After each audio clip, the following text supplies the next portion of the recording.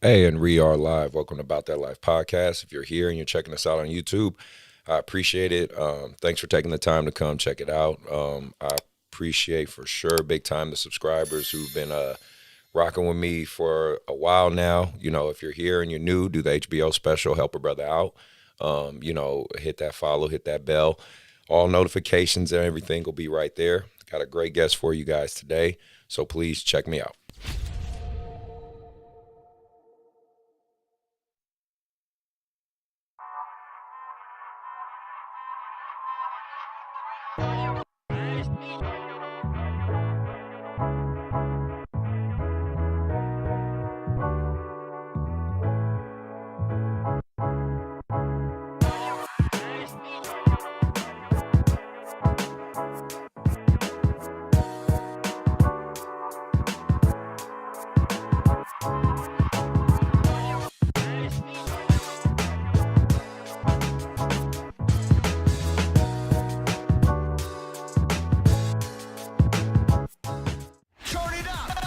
From the YBA Phoenix Fitness 24/7 basketball facility in Rockland, California, it's Bout That Life podcast with your host, Coach C.Collins and Coach MJ.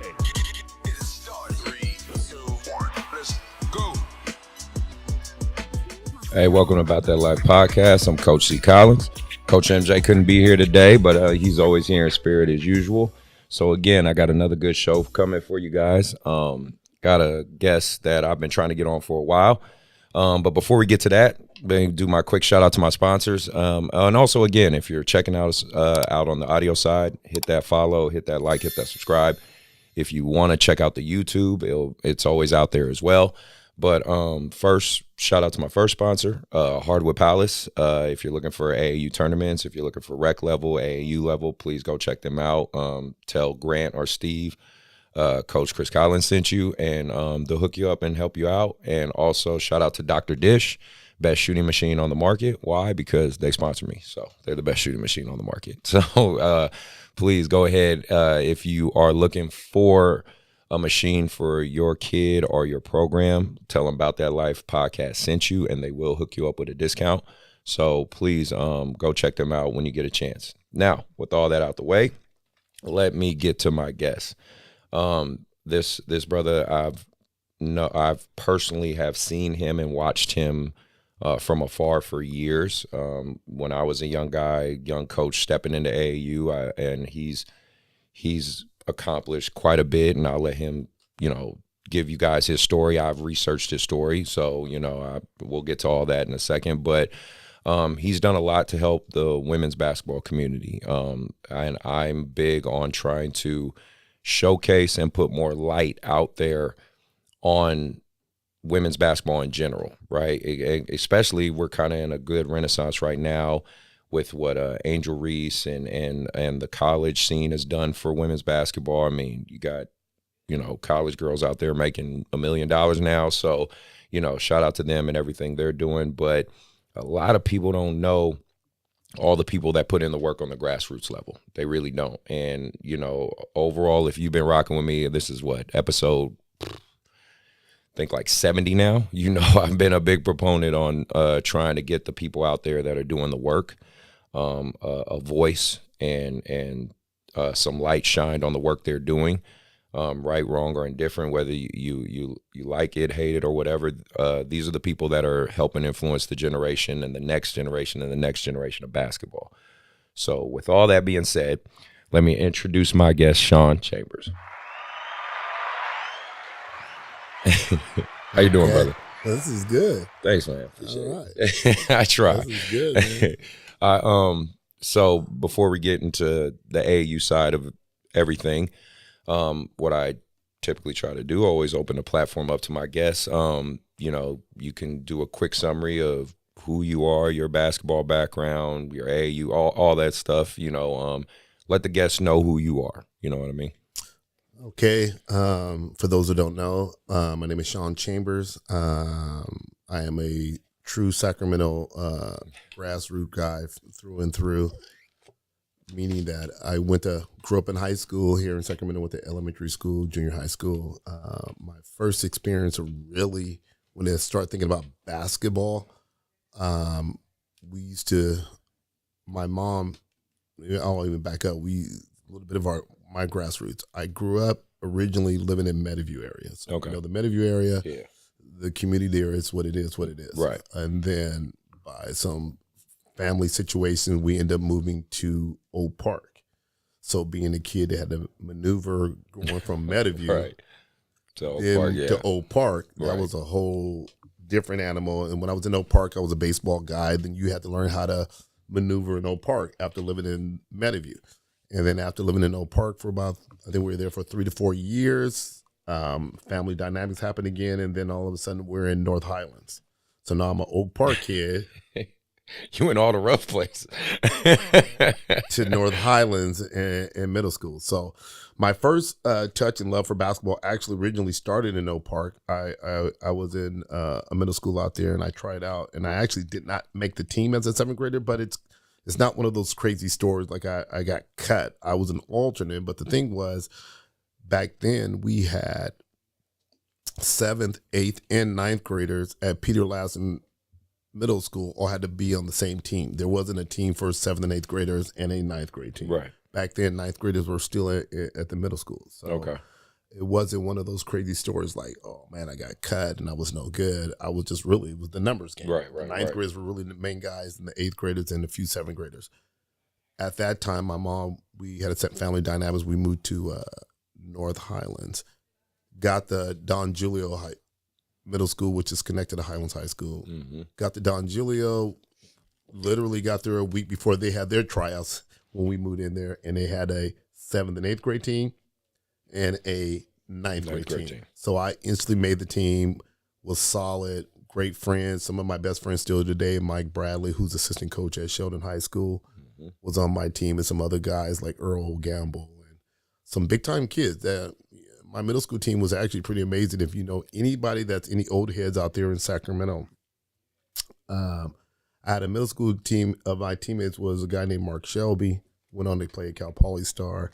A guy named Kevin Nixon went on to go play in Utah and be a star. A guy named Mike Fredericks ended up going to Foothill and being a star. Like we had like 6 or 7 guys on that team that ended up being first team all city at different schools on that middle school team. All on one team. All on one team. So that was my first experience about basketball, was going up and down Julio. And then Highlands at the time, people don't know this because you don't know anything in history about Sacramento.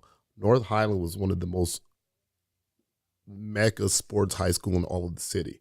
In the 80s, it was a monster from every sport you could think of.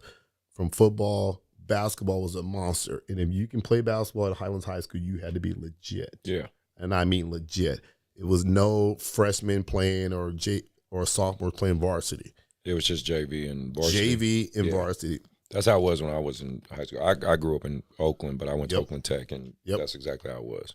So, and again, we had 9th grade was at the middle school. And then my first year in high school in the Highlands is when we started moving the 9th graders into the high school, to the high school level. Mm-hmm. So my sophomore year, we were dynamite. I was pretty solid. My junior year, I was actually not very contributed to the team. Okay. Wasn't a player. So when you think about all the things that kids are going through now with AAU and trying to push the needle so fast and getting ahead of the game, I'm one of those stories that as a junior in high school, I don't even know if I got off the bench much. Okay. Didn't get off the bench much. All right. And then going into the summer of my senior year, I don't know what came up. Oh, I know what it was. Really was that I thought I was next in line to be a starter, next to be a player on the varsity team as a senior. But we had like 3 guys that were transferring over from Grant High School. Okay. What happened was we had a school, I don't know if you know this, Norte Del Rio. That was a big time school that was Grant's competitor. Okay. It was in the Strawberry Manor side. Well, Norte Del Rio closed, and there was legends like Reggie Rogers and Don Rogers were legends at this school back in those days, and it closed, and those kids ended up going to. Some came to Highlands because they had such a nasty rivalry with the Del Paso Heights kids because it was contentious back then. It was two tough neighborhoods. You had Highlands, you had Del Paso Heights, you had Oak Park, and you had the Meadowview area. when we played each other, and even Harm Johnson at that time, when we played each other, it was tough. You had to be, it was on. Police escort. Police escort, 100%. Right? Police escort. So when Nordy closed, a lot of those kids, like, I can't go to Grant. Right. We was beefing on a regular. Yeah. So some of them ended up at Highlands. It wasn't that far away. Well, that summer, I call it like one of the things that in pretty much everything I do in my career outside of basketball, as a coach, as a player, I operated out of the fear of failure. Now, I don't know if that's always positive, right? But that really pushed my needle. So I had this fear that a guy was coming over. Everybody knew him. He's a well-known guy. He was coming over to Highlands, and everybody was like, he's probably going to start over you. Well, that summer, working on the fear of failure, I would run up to Highlands High School from my house. I would go to the football field bleachers, and I would run bleachers literally every day by myself, 110 degrees heat. I was like, I'm going to be different than everybody. Go home, and I was doing things out of fear of failure that didn't realize it is now one of the things that we do as training, like what we call ladders. Yeah. Well, when I would walk home from the high school, I lived behind railroad tracks. So the way I walked, I would get on the railroad tracks, and I would just be hitting every block. Just weird. Just trying to help my walk home be a little bit more entertaining. Literally, that I know I was working on my quick feet. So I literally did that. I'm not joking. Every day this summer. And then we would play, I don't know, we'd play on the blacktop out there at the Highlands, and then we'll go play we used to have a school called Campus Verde, where North Highlands was well known for. We would open up the gym on Wednesday, and the whole community would come in. And it was the old school stuff where if you won, you stayed on the court. Right. If you lost, you were done. Done. Yeah. So it was dog eat world at Highlands on Saturday mornings and Wednesday nights. Well, I started realizing I was starting to have success against some of the guys I looked up to. Like one of the guys who referee out here named Baron Dixon, John Jordan. I mean, the community was thick. Highlands basketball community was thick. So when I was starting to have success against them, I was like, oh man, wait a minute. I'm getting pretty good. I'm getting pretty good. So it drove me more. So, and I'm telling you, Sacramento Heat, every day, June all the way through September, I was at the school by myself. And we don't have it like it is today where the fences are closing the schools. I know, You didn't have access. Yeah. You can literally go into the football field, run the bowl, and nobody was tripping. Absolutely. So come back the next school year. Well, we had we started doing summer league, and I just hit the scene like a monster. Like people were like, what happened? And I don't even know what happened, but I just knew out of fear of failure, I was going harder than everybody else. I didn't have any quit. I wasn't very skilled though. So this is the crazy part. Like right now, I don't know if you know, I think I was ranked in the top 30 of all time the Sacramento greatest players. But even as a high school player, I didn't have skill. Was it just raw athleticism? Just raw motor. All right. Like I worked out of fear. Like I cannot lose to you on the court, whether it's a jump ball, loose ball, rebound.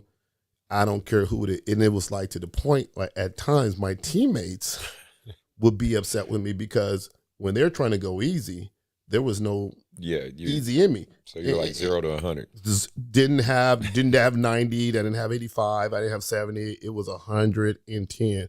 And it was really still out of fear of failure. Okay. Because I part of those things, guys who grow up without father and father figure in their life, you keep thinking that guy that got an older brother taught him something, or that dad. Now that's all false, right? But that's what I grew up with. That's what you were thinking, right? And especially in the communities I grew up with, right? You grew up in Meadowview, it's all on and popping. You grew up in Oak Park, it's triple popping, right, right. And then you make it the Highlands. And then the thing about Highlands was, as tough as the neighborhood it was and still is, back then we had the Air Force bases.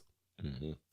So when you had the Air Force bases, there was a structure that was in place from the base because a lot of the students there, parents were in the military. So you had dads and mom there that had to follow guidelines from the military bases, and then they had stability at home. Okay. So that intimidated me a little bit. because I was just with mom and two sisters. Right. So like that fear of failure just drove me. And then next thing I know, I am one of the top 5 players in Sacramento. Nice. Our team goes 33-0. We have one of the greatest records in the history in Sacramento. And I'm just a monster. But it's still not like some of the kids we deal with now. I don't know it. I'm not thinking I'm all that. I don't even know what my plan is after high school. Right. I'm just in the moment. That's good. So my basketball career just took off. But there was no plan afterwards. And then actually a lot of people don't know this. Because of running those bleachers, because running the railroad tracks. Yeah. Running railroad tracks. I think I still do hold the record for Sacramento for high jump. Oh, wow. At 7'1" in high school. Jeez.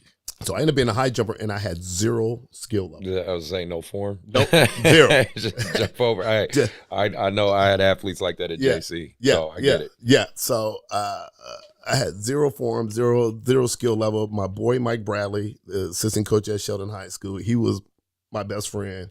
He was actually kind of like my pseudo coach. Yeah.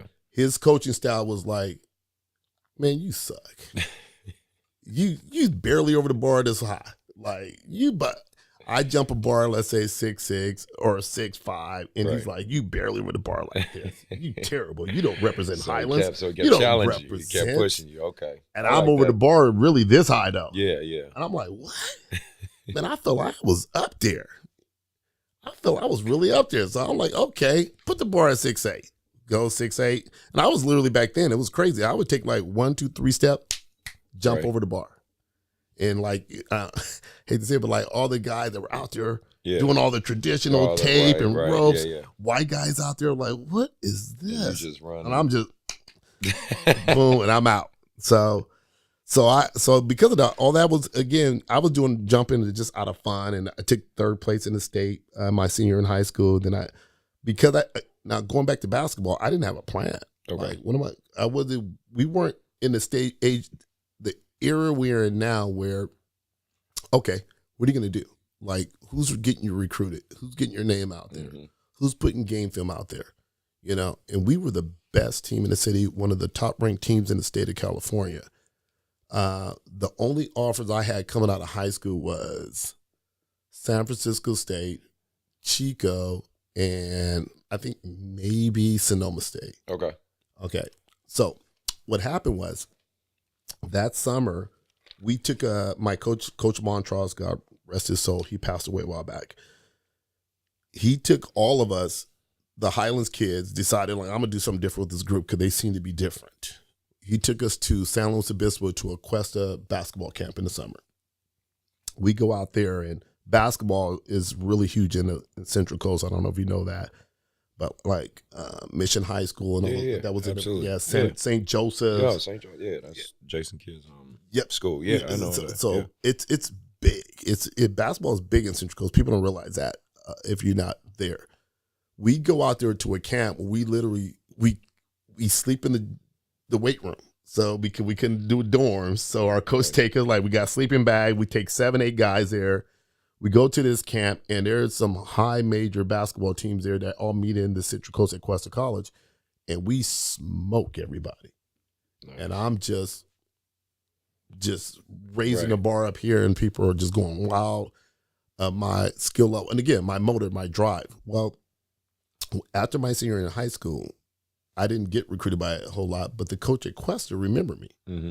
And he kept kind of reaching out a little about what my high school coach Montrose, like, if Chambers is not happy with going to San Francisco State or Sonoma State, and he wants to get out of Sacramento, think about coming to Cuesta College. Nice. And I remember how beautiful it was. That was the first time kid grew up in Meadowview, Old Park, North Highlands. I've never been to an ocean.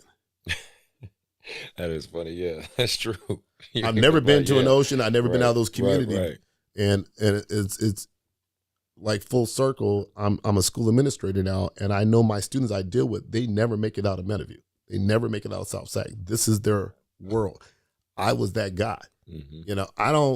The first time I went to San Luis Obispo and I saw an ocean, I remember still today, it took my breath away.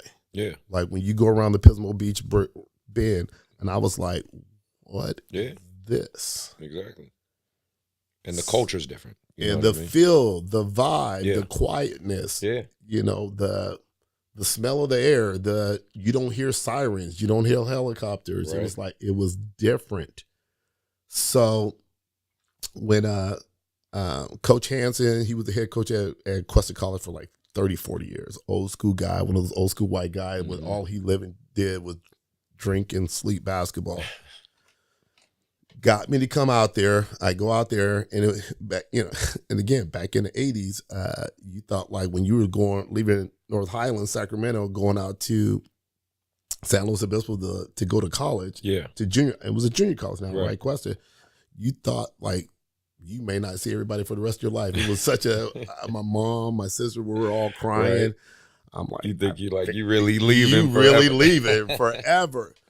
And so I get to Cuesta, and then I had the rude awakening of like all the things that, although I love my communities, I love where I grew up, I love the foundation that I got from the North Highlands community in Oak Park, all the things that they did not prepare us for, especially for young African-American men. Yes.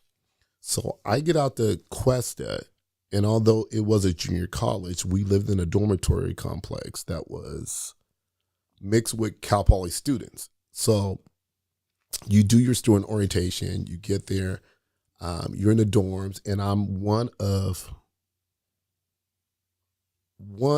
maybe 500 students that is only African-American in the dorm.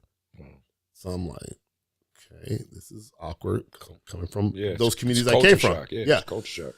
I get there, we do orientation, and all the students are talking about what their majors are, what they're going to do in 4 years, and what are their plans after college.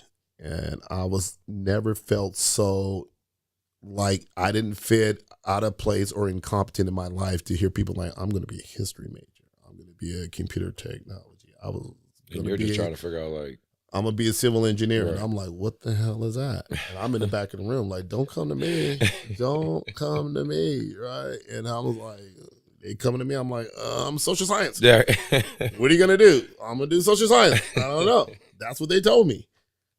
So all right, get there. So then I remember just feeling so like, wow, I have no clue. And these guys got a plan in 4 years. And I still was, thing that still stick with me today. Like, man, I'm in my late 50s now, and it was like, this guy's going to be a civil engineer, and I have no idea what that means. Right.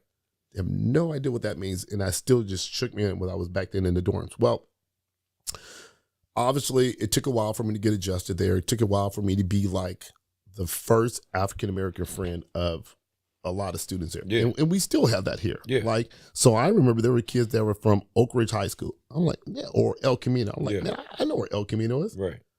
Oh, no, we didn't have black kids there. No. Like Rio Americano, Sacramento. Didn't. We don't have black kids there. Right. Jesuit. We maybe had 3 or 4 that were athletes, but for the most part, a lot of those kids never had black friends. So that was shocking me because Oak Park, sure, we were all black community. No, not a lot of white kids. North Highlands, we were a melting pot because of the Air Force Base. Yep. So it was a mix of everything. So jump forward, get to Cuesta, and I was homesick for the first couple weeks, month, and then I just started finding my niche. All my roommates I had 4 roommates. They were all white guys, all from like Santa Rosa, Sonoma, and they were just different, but none of them were athletes.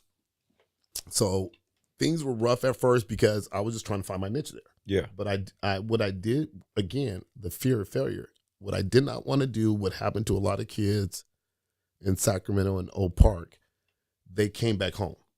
Exactly. They came back home. That happens in the Bay. It's just part of our culture. Part of our culture. Yeah. You feel like if you're FOMO, they feel they're missing out. What's going on? Yeah. And I was like, as much as I wanted to go home, I'm like, I cannot do it. I must stick this out. So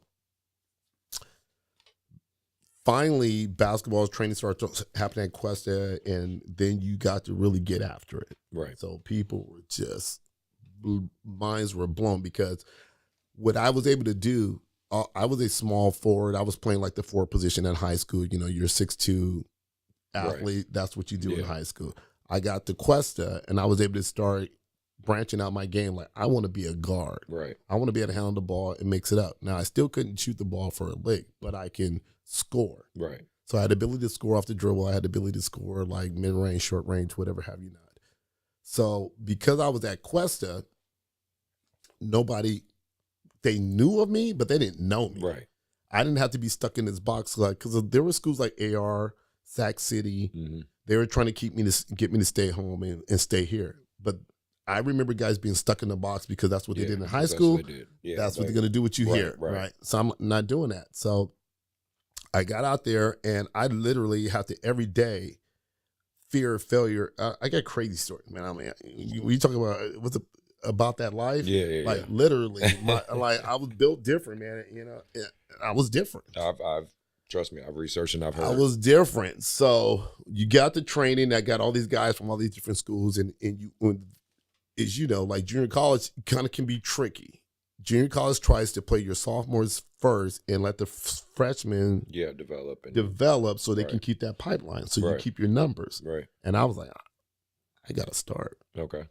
That's good. I don't know mentality to have. I don't know how it's going to happen. There's 7 to 8 sophomores that came back from last year's team that was pretty good at Cuesta. But I got to start, man. Right. I don't know. I cannot sit the bench. I got this field fear not starting. So I was literally probably one of the most liked teammates on that team and the most hated on that team.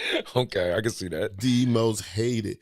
We do sprints drill. I had to win every one of them. We do whatever kind of drill it was in practice. I had to be first in all of them. When we scrimmage, I was like, we had to win every scrimmage. The freshman team. You had a freshman team, you had a sophomore team, and you had a mixed team. We doing 3-on-3. I had to win all of them. And I mean all of them. But you basically put the pressure on your coaches to where they couldn't deny how good you are. You know what I mean? Like, and that's what I try to preach to my kids. Put the pressure on your coach. Don't give them a reason. Make them have to look at your game and go, you know what? This kid's pretty damn good. I might have to put them out there. You know what I mean? Like, that's what I always try to tell my boys. So that basically what happened. We have this thing too called the tower in Cuesta. It's a mountain that you run straight up, and it's about you go like 100 yards up in it on a straight hill, and it literally makes half the team quit in the first 3 weeks of school. It really does. It's kind of a method for him to like, okay, junior college, I got 30 guys out here. I got to get some guys that really want to be here or not. Yeah. And we time it, and we had a guy named Brock Aarons, white guy, was out of Los Gatos. He was a monster. He would run it up at like a minute. Okay, shit. I got to get up there in a minute. I got to get up there in 58 seconds. He get up there the next time in 56 seconds. Okay. I got to be at there 54 seconds. Right. And I didn't make it. I'm going back now. I'm doing it again. Right. And the rest of the guys in Cuesta was like. They probably looking at you too like, damn it, would y'all stop? This dude is, they really thought I was crazy. Like, he's crazy. And I was like, again, I was a different kid because I'm a good kid. I'm a mama's boy. I was growing up in the church my whole life. I went to church 4 times a week growing up as a kid. That's a whole nother story. But the one thing I could not beat him was we would do like 3-mile runs. And he had one of those old school just, and I'm out full and could never beat this guy. Right. To today, that bugs the hell out of me. Bugs the hell out of me. Now, he couldn't play like me, but that bugged me forever. Right. But now, going back to Cuesta, as my experience going, the basketball season started going right before the season started, I probably literally had almost a physical fight with every guy on my team because sophomores. Yeah. So what happened was I was with the freshman team, and I wanted to keep showing the sophomore, like, I need to start. I don't care what position it was. The coach had his son on the team. He was the point guard. So I was like, okay. Yeah. Today, Aaron Hansen is going to get it. And I'm playing in full court on my own. Like, we're supposed to be playing half-court defense. Right. No, I'm picking up full court. I'm ripping, I'm dunking, I'm slamming. I'm just all over the place. Aaron, he was a shooter. He can't shoot today. Aaron ain't going to shoot today. So get it for it. And also, I'm facilitating being the point guard. I love it. So we went, okay? Yeah. I started at the point guard. Okay. Chico Rivera, you're the 2 guard. Today, I'm going to be the 2 guard. Today, Chico Rivera, you are about to get it. Right. Now, Chico had a little pushback. Hardcore Mexican from Right. Santa Maria. He didn't play. Yeah. Him and I went to blows. But, Chico, you got the business today, though. Okay, I'm not starting. Mike Moeller, you're the 3-man. Today's your day.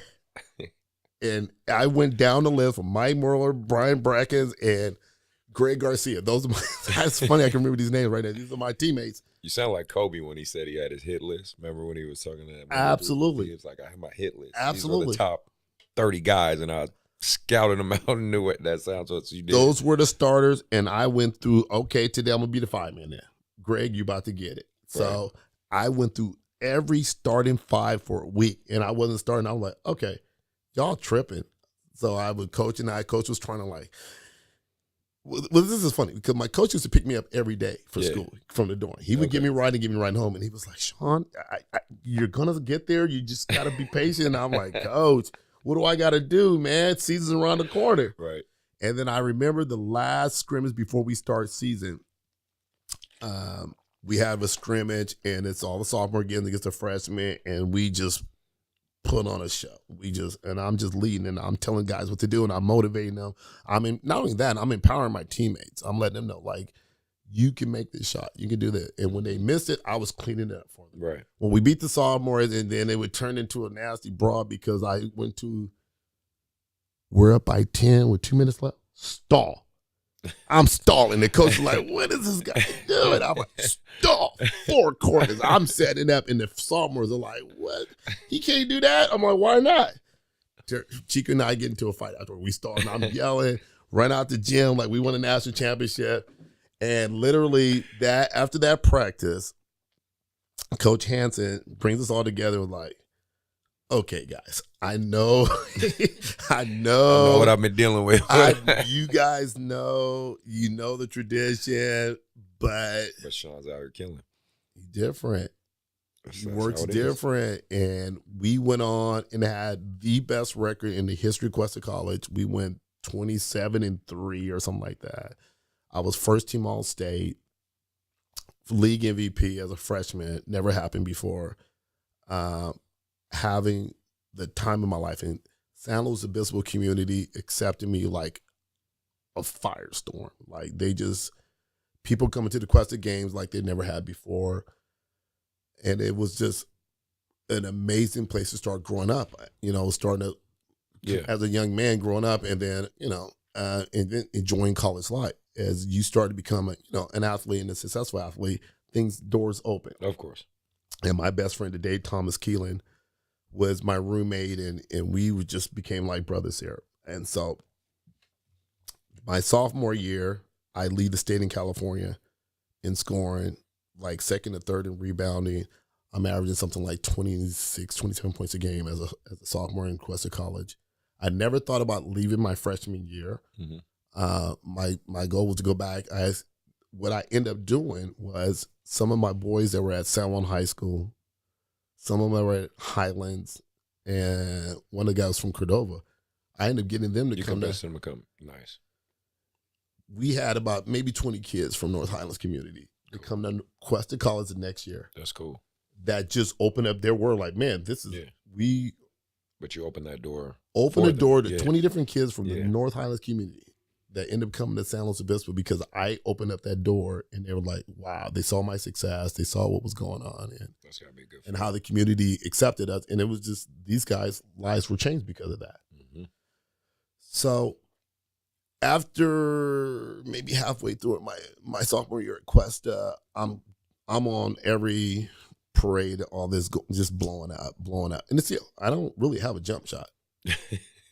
Don't. Okay. Don't have a jump shot. I can score by a lot of different ways, but I didn't have a jump shot. Never shot the ball out of maybe 15, 20 feet from the basket. Okay. Never. I had Loyola Marymount come see me play at a tournament at Chabot College, and I dropped like 38, just on fire. And they were like, literally, this is how I was back then. And I thought this was still a joke. Coach comes up to me, goes, hey, read this. So I'm starting reading the program. Yeah. He said, okay. I read like the first 4 lines. And then I don't know what it was, but I just read it. First 4 lines. Okay, you can read. we want to offer you a scholarship at Loyola Marymount. All right. I'll take that. Bar was low. This is a true story. So I'm getting recruited UNLV, Fresno State, Sam Houston State, Houston, Texas Christian. These are all the schools that are recruiting me out of JC. I go visit Loyola Marymount after because they were the first one to offer me. And that was the kind of dude I was. It was like the first one to show me love. They're kind of loyal to me, so I'm showing that same loyalty back. I'm still that person. Yeah. I'm strong in loyalty. Well, I told everybody no. Like, if you think of the team at UNLV back then when they had Stacey Augman and Greg Anthony, that was their run. That was the time I would have been there. I committed to Loyola Marymount. As I committed to them, right after basketball season ended, the coach got fired. Oh, okay. So I'm sitting there like, oh, man. What am I gotta readjust? So a couple of teams came back into the picture, but my love for San Luis Obispo, Cal Poly coach came to me. The Cal Poly community starts reaching out to me and asking me to stay. There was actually a petition they did on a farmer's market, had people sign a letter, stay and play at Cal Poly. All right. That where you end up going? A week later, I'm at Cal Poly, San Luis Obispo. Right. Yeah. So it makes sense. Good. Yeah. So career starts at Cal Poly. That's a whole crazy story. I got all these crazy stories about going to Cal Poly. After I committed, I was kind of like worried because I was like, again, fear of failure drove me. Like I was fearful that I wasn't going to have the same success at Cal Poly that I had at Cuesta. So I was doing my same routine. I'm getting up in the morning, getting to the football field. I'm running the bleachers. I'm still in San Luis Obispo, so I can still go run the tower. So this tower became kind of a, how do I say? When I knew I was ready to get after it, I knew my mind, heart, body, and soul was ready to give 110%. I would go run this tower. And this tower, because it just challenged your manhood, your desire, and I would go do it on my own. Okay. Like, and matter of fact, like a couple of years ago, I drove back out to San Luis Obispo and I drove up to the tower, walked it. I didn't run it now. I ain't running it anymore. I walked it, took pictures from the top. Right. Like this was my. Sounds like it was a representation of your drive. Yeah. You know what I mean? Yeah. Of your motivation to, like you said, you don't want to fail. Yeah. So if you can run it and gut it out and make it out without stopping, you was different. So first year at Cal Poly, first couple games, I don't even score a bucket. Don't even score. The whole community's like, what did we get here? I had this story about a wrestler. He came to me before the season started, was like, hey, tell me about this Sean Chambers guy. And he's talking to me. And I'm like, oh, he's okay. Yeah. He was like, yeah, no, I heard he's an All-American and he's all this. And we always get these basketball guys supposed to be stars and they never pan out. And I was like, damn. No pressure. He okay. And he was like, yeah, I hope he pans out. Like, yeah, me too. So first couple games, I don't score a bucket. Next game, I don't score a bucket. We're in an exhibition game. We're playing against each other. I don't score a bucket. Had a situation where my mind is spinning, trying to get it head right. And I had a class on a Thursday night, and we had a game. I remember the game, too. We were playing against Cal State Hayward. The professor was the women's basketball coach, but her and our head coach had beef. So she wouldn't let us out of the class or we would fail the class. It was a night class. Oh, man. So we had to do this presentation. After the presentation was over, run across the campus. I don't know if you've ever been to San Luis Obispo. Yeah, I have. Okay, so our campus is like this. There's a hill on top of a hill and up and down valleys. We're way over, we call it the swine unit, where all the pigs and cows are at. We're at over there. Me, a couple of teammates were in the class. We get out and we're flying, dude. We're flying across the campus, get to the gym, game's going on. It's almost halftime. We had threw our uniforms under our clothes already, so we just strip it as we're running. Get to the game, coach like, chill out. Y'all play the second half. Get in the second half, I think I dropped like 26 in the second half. Nice. After that, I was just on fire. Good. No jump shot, no handles, just pure desire. We ended up making it to the NCAA tournament. I ended up being the first basketball All-American at Cal Poly, league MVP, broke major records at Cal Poly in Cal Poly's history. Still the only basketball All-American in the history of the school. Still the only 2 times back-to-back league MVP. Which back then we were Division II, but it's funny because all the teams that are in the same conference today, Cal State Bakersfield, Cal Poly, Riverside, Irvine, they're all D1. It was our same league, Northridge. Yeah, that was our league, and it was a monster. Only team that didn't go D1 was Cal State LA and Cal State Dominguez Hills, but it was a monster back then. So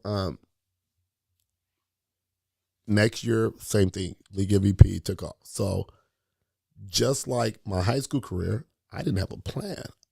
What am I going to do after season's over with? And I would have several older players would come and tell me, like, you're going to play overseas. I'm like, no, I'm not. No, I'm not. Because there was a dude named Kevin Lucas that was off the hook. And Kevin probably, I'll get the copy of this and I'll send it to him. But Kevin Lucas is one of the baddest dudes I've ever played with and against. He was at Cal Poly 3 years before me. He wasn't overseas. There was a guy named James Blevins. Dude was phenomenal shooter. Like, I've always, if you watch the way I coach, as we'll get into the AU scene. Yeah. My team shoot a ton of threes. I'm infatuated with shooters. Yeah. Like, I'm in love with the idea of shooting three. Like, my whole makeup going to a game, going to practice is I want 3-point shooters because I didn't do it. Right. And I didn't have anybody pushing that envelope with me because it's an acquired skill. Yeah, it is. All you have to do is repetition. We're in the 3-point renaissance. That's what I call it anyway, because 100. The Steph Curry effect. We're in the 3-point renaissance, and you can. I tell these kids, like, you guys are very much in a. If you can shoot, you're in the right era of basketball right now. Right now, but how many? I hate to say it, but how many brothers like careers got stifled because we were jumping out the gym, dunking, and trying to be like Dr. J. Yeah, but we didn't have nobody going. Hold up. Work on this skill. And jump out the gym. Mm-hmm. Now you're Dominique Wilkins. You can play at the next level. Right. There was a lot of guys in our area that got stuck into, like, I just want to dunk on a fool. Mm-hmm. I just want to slam on somebody's neck. And although that was amazing, you don't realize athleticism.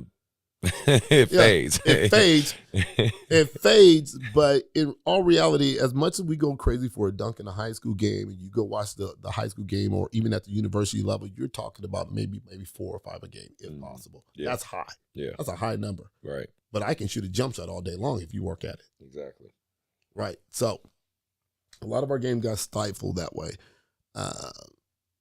But so James Blevin had an amazing jump shot. Derek Roberts can jump out the gym. These are Cal Poly guys before me. And these are guys that I saw. Right. Right. And I was like, they didn't go overseas. They never made it overseas. And so I never thought that was next for me. What happened was after my senior year at Cal Poly, I get a call to go try out for this thing called IBA All-Stars. And what it was they were trying to start this 6'4" and under league back in the day. And because of my success, league MVP, All-American, preseason All-American, I got invited to try out for it. So I go to LA, and it's a madhouse. It's an absolute madhouse, like 300 guys in this gym, 300 guys at a tryout. Damn. 300 guys. And it did, like, when I think about it, it didn't even make sense right now. Like, how do we got 300 guys in the gym, and how are you going to evaluate 300 guys in the gym? And how they split it up. I can't remember what gym we were, but we were in the heart of LA, and I'm San Luis Obispo dude.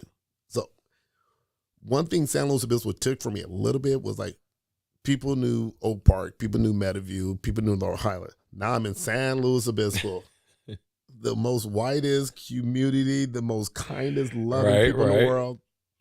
And then now you coming in slow. We call it slow for a reason because everything is slow. Right. Yeah.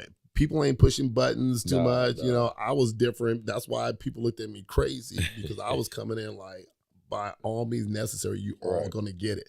And that made people love me there, but I was still a nice kid. Right. So I get to this camp at LA, and people kind of knew the name because of the success. And it was just one of those things, like, it really like your journey when you start to play overseas, and you know this, like it's really sometimes it's just by luck. Yes. It's sometimes it's just by the break of the games. And I go out there, and again, I was different, but I just had one of those amazing days where I was actually making 3-point shots. I was doing the typical Sean Chambers stuff, the dunking, the flying, and the high motor, and it just got me the first round cut.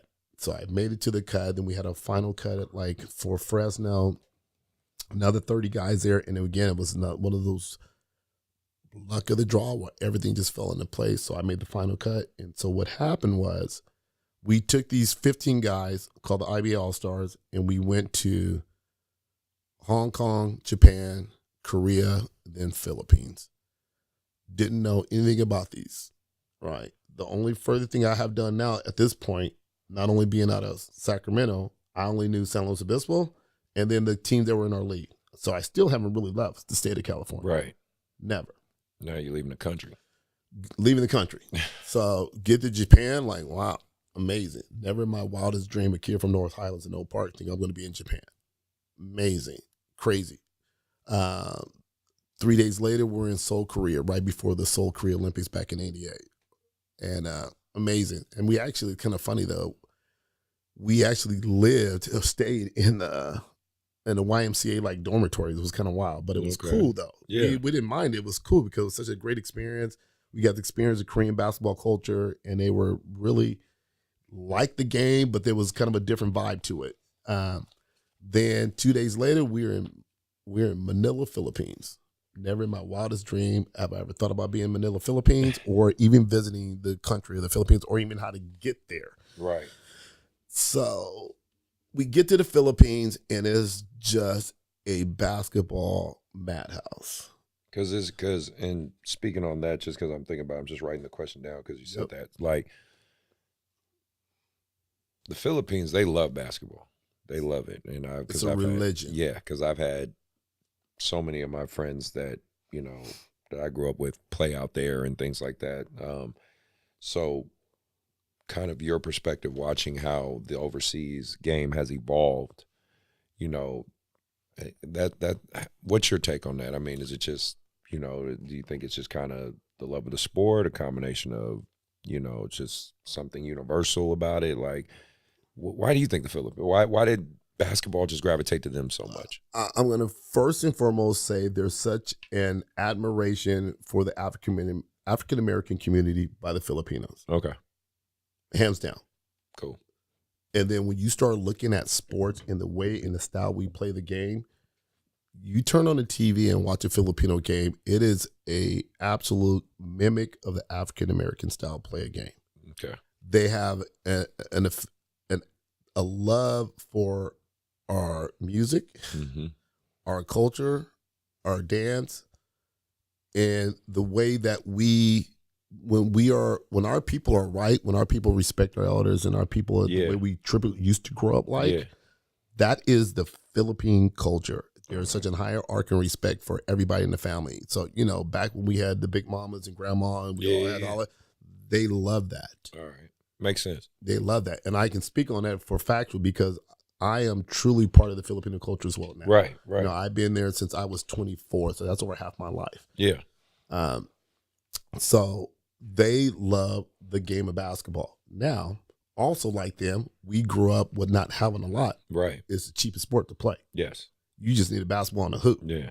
Outside of like soccer, right? Yeah. it's the next cheapest sport to play. Yeah. No, outside of soccer. But then when you're talking about a country that's overly populated and there's not a lot of room for soccer fields and things like that, but you can throw up a basketball court like in a parking lot. Right. You can throw up a basketball court like in a alleyway. Yeah, you're right. And you go to Manila, there's a basketball court on the parking lots, the alleyway, the driveway, the middle of the street, the corners, the barangays. Like, there is a basketball haven there, and you don't mess with it. And I'm sure you saw, like, when Kobe passed away, there was the big mural of the Kobe basketball court that was in the middle of one of the toughest neighborhoods of all the Philippines. Yeah, you do not walk in that court and touch that court without respect.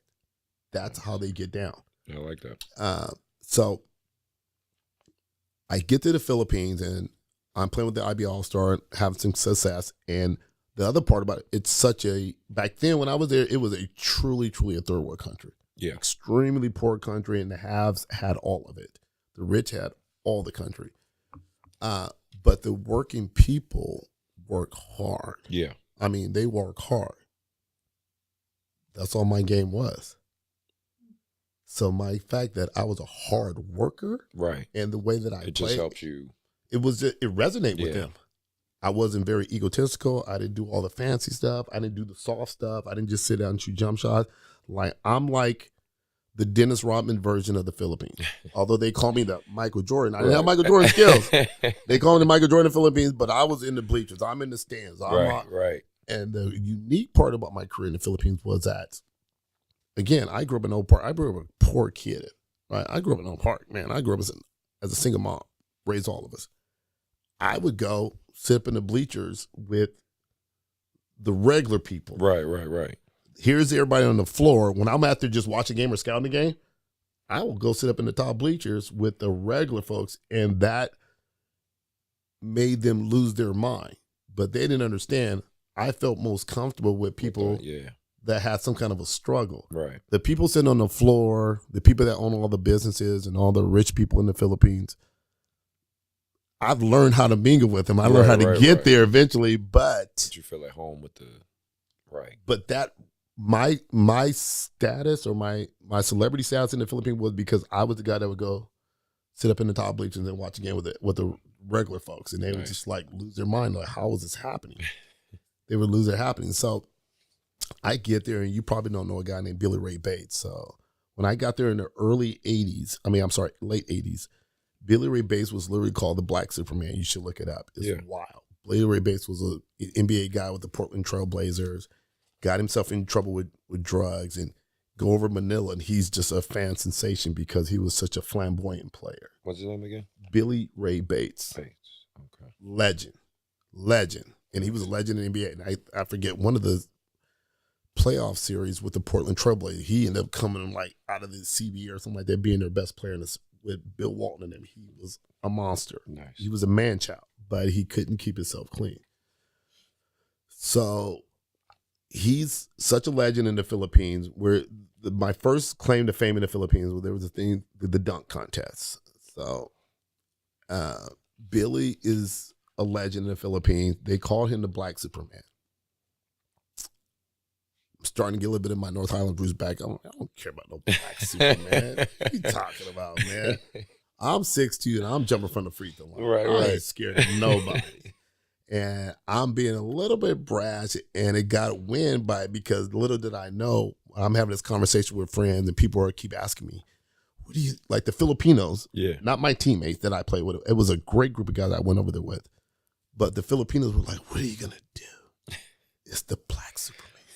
You're like, I'm going to play this motherfucker. I don't care. The Black Superman. You got to play the Black Superman. What are you going to do? And I'm like, the Black Superman. I got kryptonite in my pocket. I don't know what a black kryptonite is, but I got some chicken wings or something in my pocket. I ain't worried about no Black Superman. Exactly. So I get to the arena for the final dunk contest. Yeah. Never met the guy yet. Never seen him, brother. I'm there warming up. I'm there. We did the dunk contest at a place called the Ultra. Standing room only. Again, when you learn about Philippine culture, we can talk about that, man. It's nuts.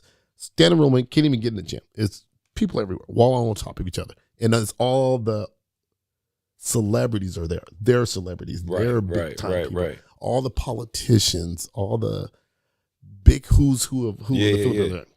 This man walks in the gym with a cape on,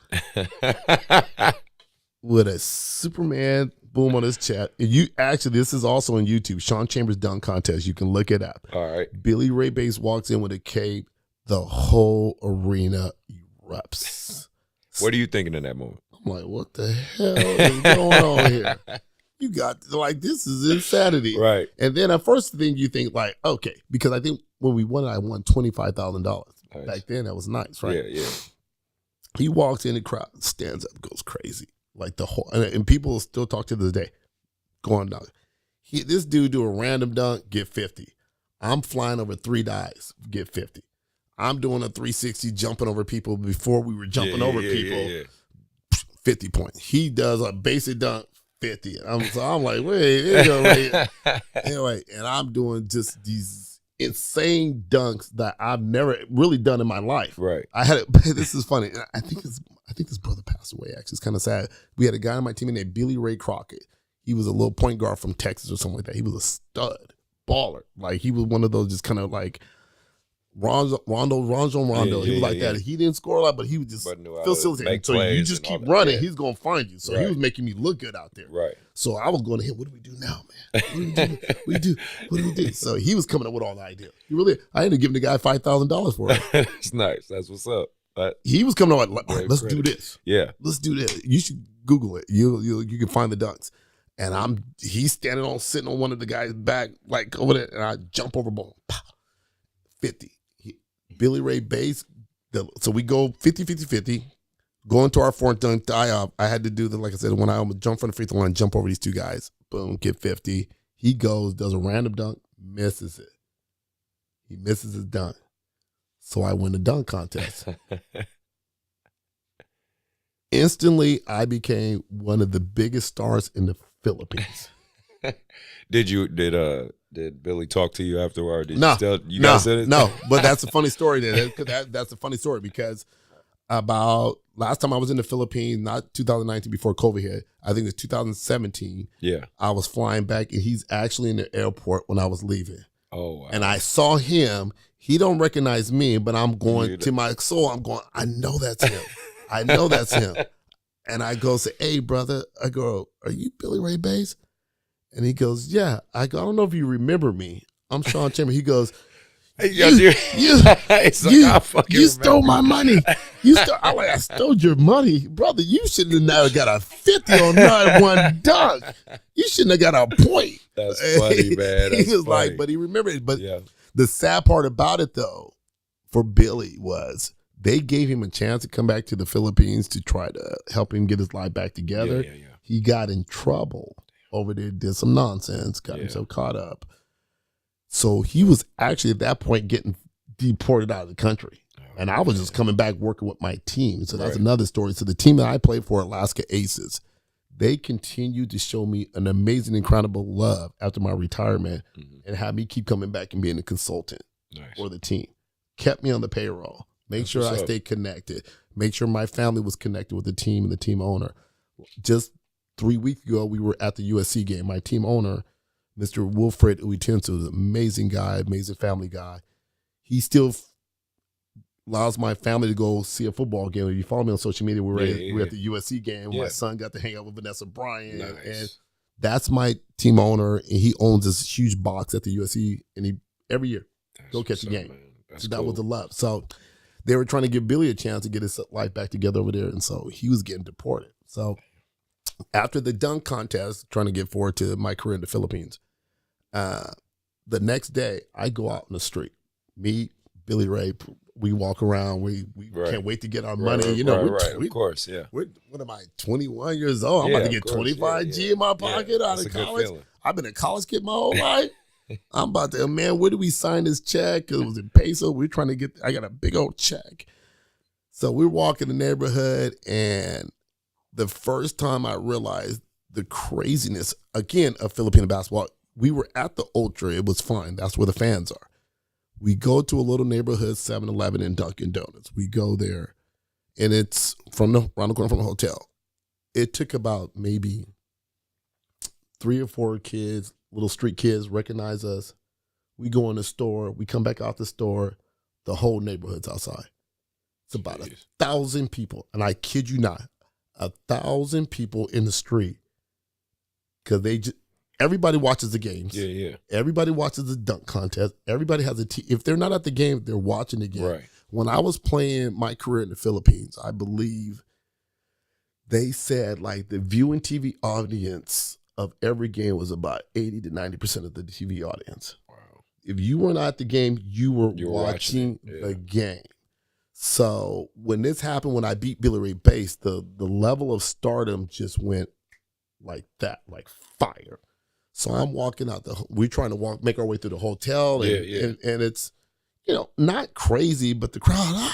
Well, of course, they all want to say what's up. And you're right. Yeah, Screaming, exactly. oh Yeah. You beat the Black Superman. I'm like, yeah, I told you I had chicken in my pocket, man. I got kryptonite. Exactly. No, Now they all want to say what's up to you. Oh, it was wild. So then at that moment, from that point on, I could no longer be reckless and go certain parts of Manila without being prepared. Right. That moment on, like it was bonkers. So that was the first stardom I've ever experienced in my life. And it was like rock star status. Come home, not quite getting offered a contract to go to the PBA, to the Philippines yet. I'm kind of in that gap year trying to figure it out. I'm playing with a couple little men's leagues teams, how we do with those tour teams, trying to figure out how you get last keep on. yourself in shape and all that stuff. Yeah. Yep. I get invited to go out to, of all things, Charlotte Hornets rookie camp, see if I can make a roster spot. The guy, agent I was working with, get me out there. I go out there. First time I went out there not working out of fear of failure, because I already did the All-Star thing. Right? Yeah. We traveled, and I made that. I was cool. I went out there just complete disbelief. I'm supposed to be in this arena. I'm not an NBA guy. I'm not a guy that can shoot. I'm with all these guys that were from University of Indiana, North Carolina, Kelly Tripucka, J.R. Reed, the guys I've been watching on TV. I'm like, Now you're right next to him. Like, damn. Okay. it was like, damn. Yeah. Like, this is wild. Right. Because back then when Charlotte, I think it was the 2 years before that when Charlotte Hornets first came in organization. Mm-hmm. And what they had was an expansion draft. So, you might remember Robert Reed, but Kelly Tripucka, J.R. Reed was at North Carolina. Mm-hmm. These guys were like guys I was watching. I was like, oh. Ugh. Now you're in the gym with him. Jim, I lasted a day and a half. Day and a half. At least you can say you got the opportunity, because a lot of people don't even get that. Got the opportunity. I would last a day and a half. Right. I was on the flight back home. Get back home. I'm flying into LAX. So I'm actually going back to San Luis Obispo. Get to LAX, get off the airplane. No cell phones back then. White courtesy phone, that old school, what you watch in the movies. Like you're getting called a white courtesy phone. The first thing you think about is like family, something happened, drama. This is weird. Pick up the phone, representation from the Philippines, want to know, hey, there's this team called Alaska Milk that wants you to come to the Philippines. And I'm like, you and everybody else that I've ever talked about me and my career in the Philippines, I'm like, the state of Alaska? No, Alaska Milk, team in the Philippines, they want you to come over and take a guy's place. The American over there's not doing well. That's what happens right? Yeah. Oh, yeah, they get rid of you if you're not performing. Carl Lott, guy name was Carl Lott. We got a guy over here named Carl Lott. He's out of Sam Houston or Texas A&M. I forget where he was. He's over here. He can't perform. He's kind of soft. Can you come over? I'm like, when? They said tomorrow at 9 p.m. From where? Right here at LAX. Okay. How much? We're going to give you $7,500 a month. I'm in college. Yeah. I'll take that. Yes and yes. I'm like, let's go. I'm like, call my mom. Said, hey, this team from the Philippines. Now my mom has never been out, from Louisiana to California. She ain't never been out of the state. Right. Now she's off the hook. My mother, she don't stop at 80. She just got back from Jamaica. Gotta love it. Called her, told her, like, look, this team wants me to go. I'm heading over. I'm supposed to be there for 2 months. It was like, actually, what happened, I got there. I think it was like the second conference was like March to like, I don't know, June. So I go over there. It was just crazy now to think about it. I get there, I get off the airplane, 14-hour flight. They make me practice with the guy. So he was still there. Okay. So we practiced with the guy and just got off the airplane. And again, one thing,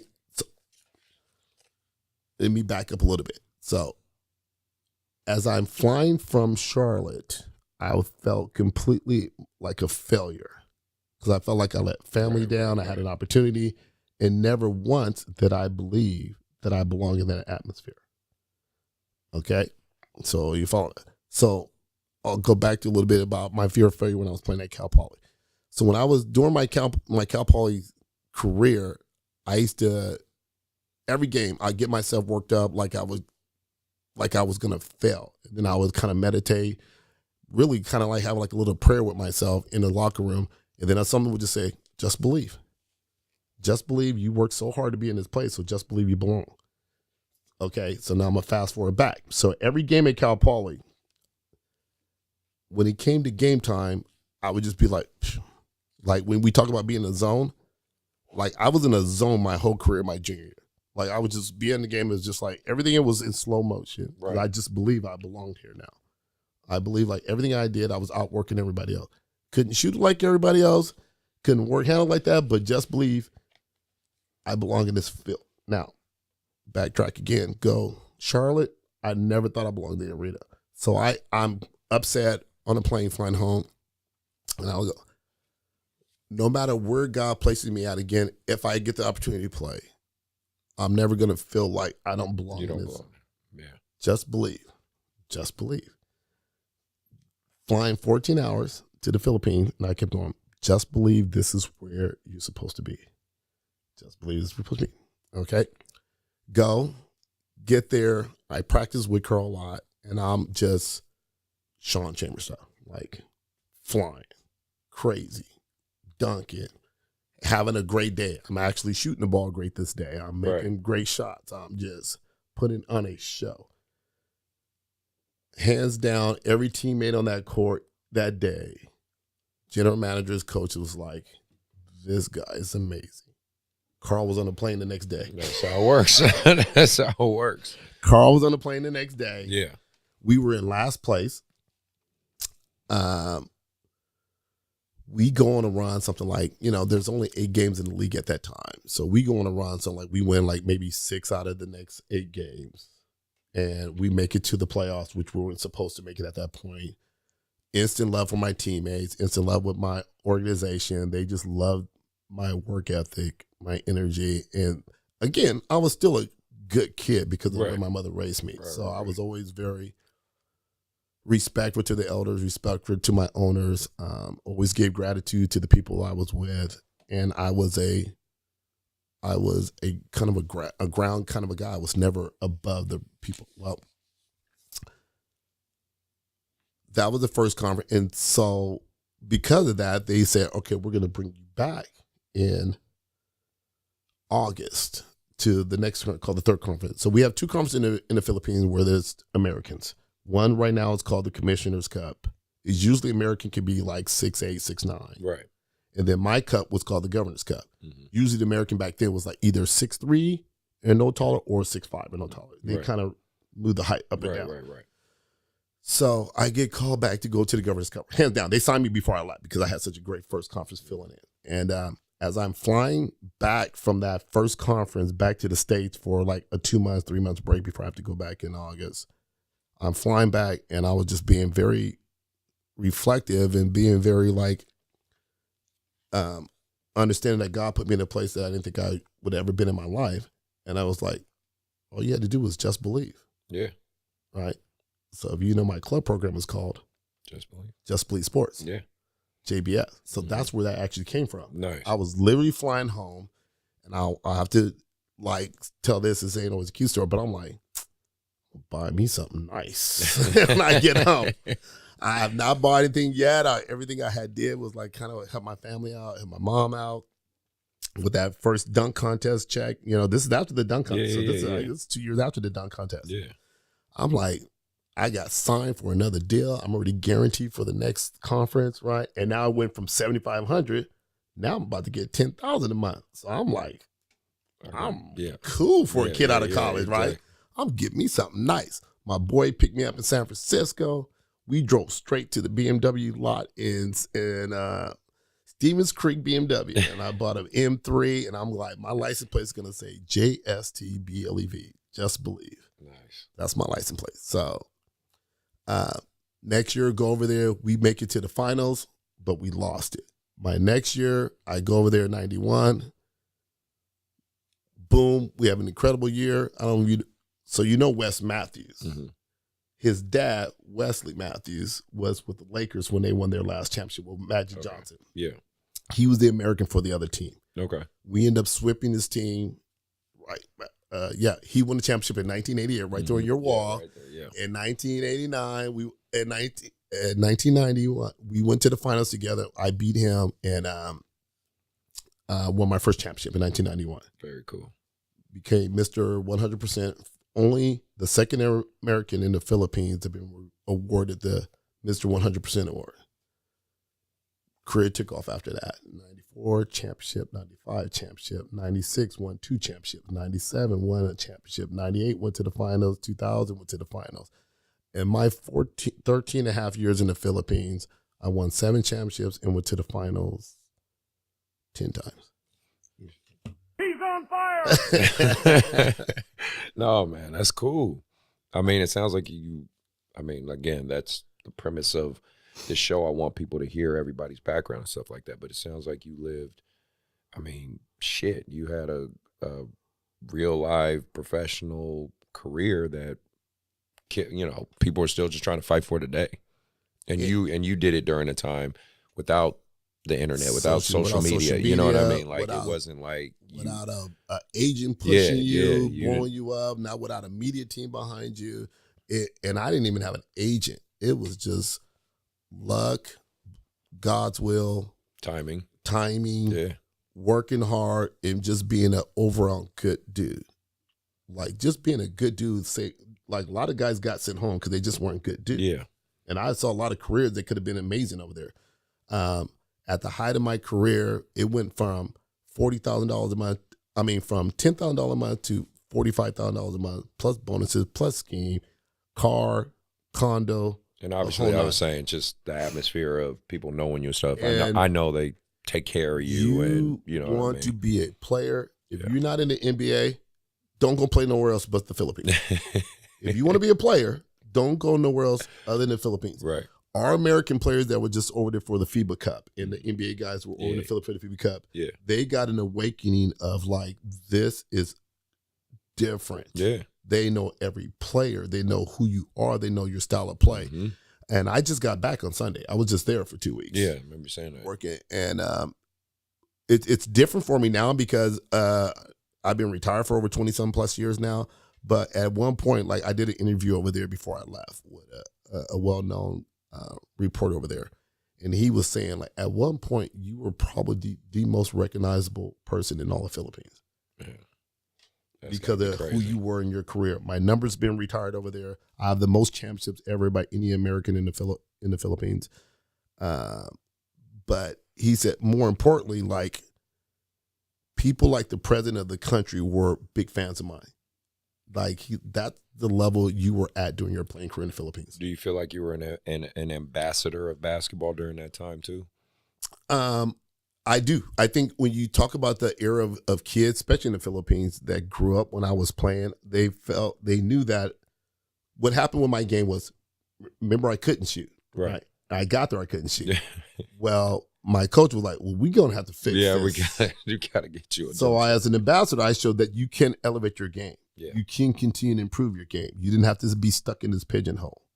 And then you didn't have to be like a gallivanter. Like, I didn't go out to clubs. I didn't party. I didn't go out and womanize. I stayed kind of humbled in my cocoon because when I got home, man, it was all cool. I could do what I wanted to do when I got home. Exactly. Like, but when you were there, when I was there, I'm like under that spotlight. I was like, be a good dude, be respectful, understand the culture here. Understand you're in a country where like 80% of people are poor. Yeah.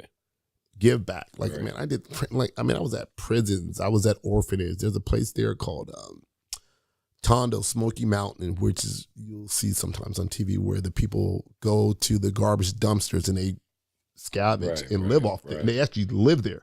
Wow. I got pictures of where I'm out there playing basketball with the guys out there, of the people in the community. Now, it is a raunchy smell that's there, but that's where they live. Mm-hmm. And I had my mentor over there, a guy named Pastor Charlie. He kind of took me a white guy that ran a church in the Philippines, and they became my surrogate family over there. They were kind of my outlet because of my stardom over there. I really kind of did keep a very close group of friends that were Americans, because I was just Sean to them. Right. You know what I mean? Right. So Pastor Charlie and his wife, Darlene, I would go to their house before games, after games, and kind of just be simple over there. Right. And then when I got outside the community, it was just, You know, so I can just go there and just drink Dr. Pepper and eat chips. That's how we still are today. We're very close to me. And they just happen to be living in the Philippines. Nice. And but yeah, I think the way I play, it influenced a lot of guys coming underneath me. You know, a lot of the guys that were the next stars coming up. You know, it's kind of passing the torch. Right. And going back there this past 2 weeks, it was really cool to see guys that are still playing, that were kids when I was coming up, and they come up to me and it's a big thing over the Philippines where they call idol. Mm-hmm. Idol, you know, nice. They watch you as a kid. And I mimic my game after you. And there's this funny thing in the Philippines about how I used to shoot my free throws. Because my motor was so high. Yeah. I had to do like a routine to just slow my motor down so I could focus on a free throw. Right. So they were like, used to go. And everybody still there go, I used to go. And I'm like, I don't know if that's funny or not. I don't know, because that don't look good. And I didn't make a lot at one point. Sorry, you didn't have the cool face. And so, and one thing, last thing before we talk about the club and stuff like that, I'll talk about the Philippines is that as I went back last week, I was having a moment like, man, okay, this is kind of cool. Now it's like maybe every other 20 person recognized me, and it's random. Right. It's random. But at one point, it was literally like, it was like Mike Tyson. They were like, you really was head down. You could not walk without people knowing you. And I was like, but I wonder if I would have appreciated it more and really understood how cool that was back then. I was just too much like, put yourself like, okay, go eat in a corner at a restaurant. Right. Then get out. Get back to your room. You know, I didn't really understand. Like, man, maybe be a little bit more networking. Yeah, be a little bit more accessible to people and reach out and touch them a little bit more. Like, if I do it again, I would be a little bit more. What hopefully that didn't take away from my focus as a player. I go, well, that's cool. It was a good run, and I kind of like it now. And at that moment, I'm standing on the street. I went outside the hotel to get a coffee, and a lady standing next to me on the corner as traffic is going by. Looks like a regular teacher. Mm-hmm. Regular teacher. And she goes, and I was like, oh, well, that was cool. Wish I would appreciate a little bit more. And she goes, excuse me, would you happen to be Sean Chambers? I go, oh my God, thank you for that. I was having a moment. Like, thank you for still recognizing me. I was having a moment. It was a random lady, just a regular lady, looked like a teacher, and I go, you must be a serious Alaska fan. Yeah, so I'll talk on Alaska real fast. So Alaska is actually a milk product company. In third world countries, they drink a lot of powdered milk or evaporated milk. They have a lot of cows. There's not a lot of land mass. So Alaska is a brand that's actually started in Holland. My team owner, his family started the milk company in the Philippines. They own the biggest soybean plant, I believe, in the world. The company was worth like $1 billion. And so all the teams, as you know, in foreign country or European leagues, they're typically are owned by corporations. Yes. And what they do, they use them as marketing tools. So the other teams in our league is like a team called San Miguel Beer, Shell Oil, Pure Foods Hot Dogs. They're all, Pepsi Cola has a team. There's a team over there that I just work with right now. It's a cell phone company, and they go by the name of Talking Text. Well, the guy who owns the team, he owns all the cell phone towers in all the Philippines. So he's got a monopoly, you know. And he actually, before our current owner of the Sacramento Kings, this guy was in the bid for owning the Kings, trying to buy and keep them in Sacramento. That's the kind of money these guys are rolling with. Deep pockets. And you're talking about, 90 million Filipinos. Everybody got a cell phone. Yeah. So that's the team I was just with now, because my current team, Alaska Milk, we sold our team to another company. So we're no longer has a team in the PBA. Right. We are one of those like old heads now. Yeah. All right. But the love for our team still remains. That's what's up. Yeah. Well, I mean, that's Philippine basketball too. I mean, that's me to Philippine basketball. You've definitely laid out a good career, and I mean, if nobody knew your journey, they damn sure gonna know it after this show. Yeah. So I was lucky. Like, well, I became one of the greatest players in Sacramento, which is wild to do. I went on to Cuesta, the greatest player in the history of Cuesta, Hall of Fame. But, hold all the records at Quest, to go to Cal Poly, be an All-American. Like, I've never been a guy that kind of brag about my career, but I do know this. Everywhere I everywhere I played, everywhere I coached, all I know is winning. And I know that comes with a habit. And that's a habit that I think you can put out there. But I've won at Quest, I won at Cal Poly, I won at Highlands. It's just a bit amazing story to be considered one of the greatest. I think Joe Davison did a story a few years ago. Said my high school team in '83 is the number 3 greatest team in the history of Sacramento. Yeah. It's crazy. No, and it's crazy. I mean, at the end of the day, man, it's like you said, it ain't about a ego thing. It ain't about a bragging thing. You got to give people their flowers while they're here. You know what I mean? And you laid the groundwork. So that's what this show's about. That's what like I said, get guys like you on the forefront so people can see it and really understand the history of who you are and what you've done. You know what I mean? Right. And now let's move on to the AAU aspect, the coaching aspect, because now we're talking about Coach Chambers now, right? So, let's start off with, pretty much my straightforward question I ask pretty much everyone who comes on this show. AAU basketball in 2023. And for those who don't know, if they're watching on YouTube or listening to the audio side, JBS is a women's program. You're clearly doing your thing on that. You're a 3 SSB program. So just in case you guys are checking out, that's why he has all the Adidas gear on. and I'm on the Adidas side from last year, but I'm on the 3S Gold, GB. So trying to work my way up. keep grinding. That's how I did it. And we'll talk more about it because obviously people always have those questions. How do you guys get there? How did you do this? Blah, blah, blah, whatever. We'll get to that point. But what is your overall take? And I don't care if you speak on the girls' side, boys' side, just your overall take of AAU basketball as a whole in 2023. You want the good, the bad, and the ugly? You can give me a little bit of both. We're all going to start with the parents, right? And the reality or non-parents not being realistic to this journey. A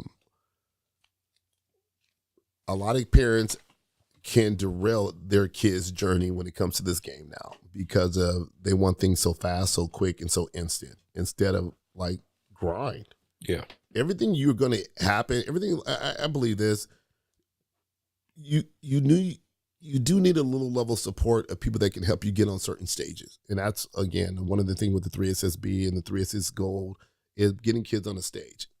You do need those people, but everything your kid deserves and earns and they fight for, it will happen. Yes. It will happen.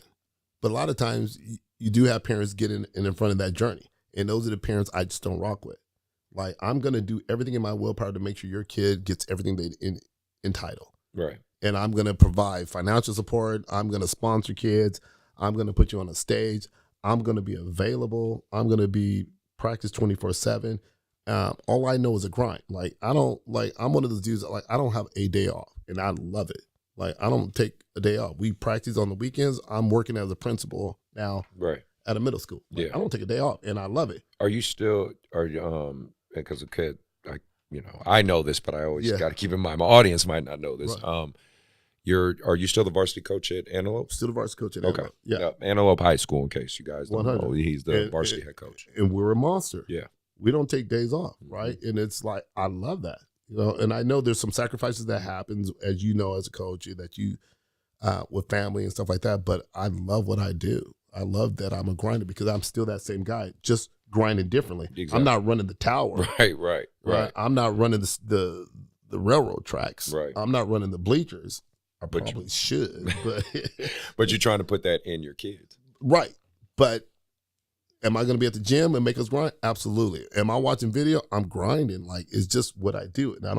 And so if parents can sit back and allow their kids' journey to happen, they're going to have much better experience as well as their kids will. So parents are a problem, but I promise you, dude, for JBS, I'm happy with my program. I'm happy with the kids and the family that's in my program because you won't fit if you're different than that. If it's a me when it comes to you or my kid and my family, if it's that, you don't fit with us. Right.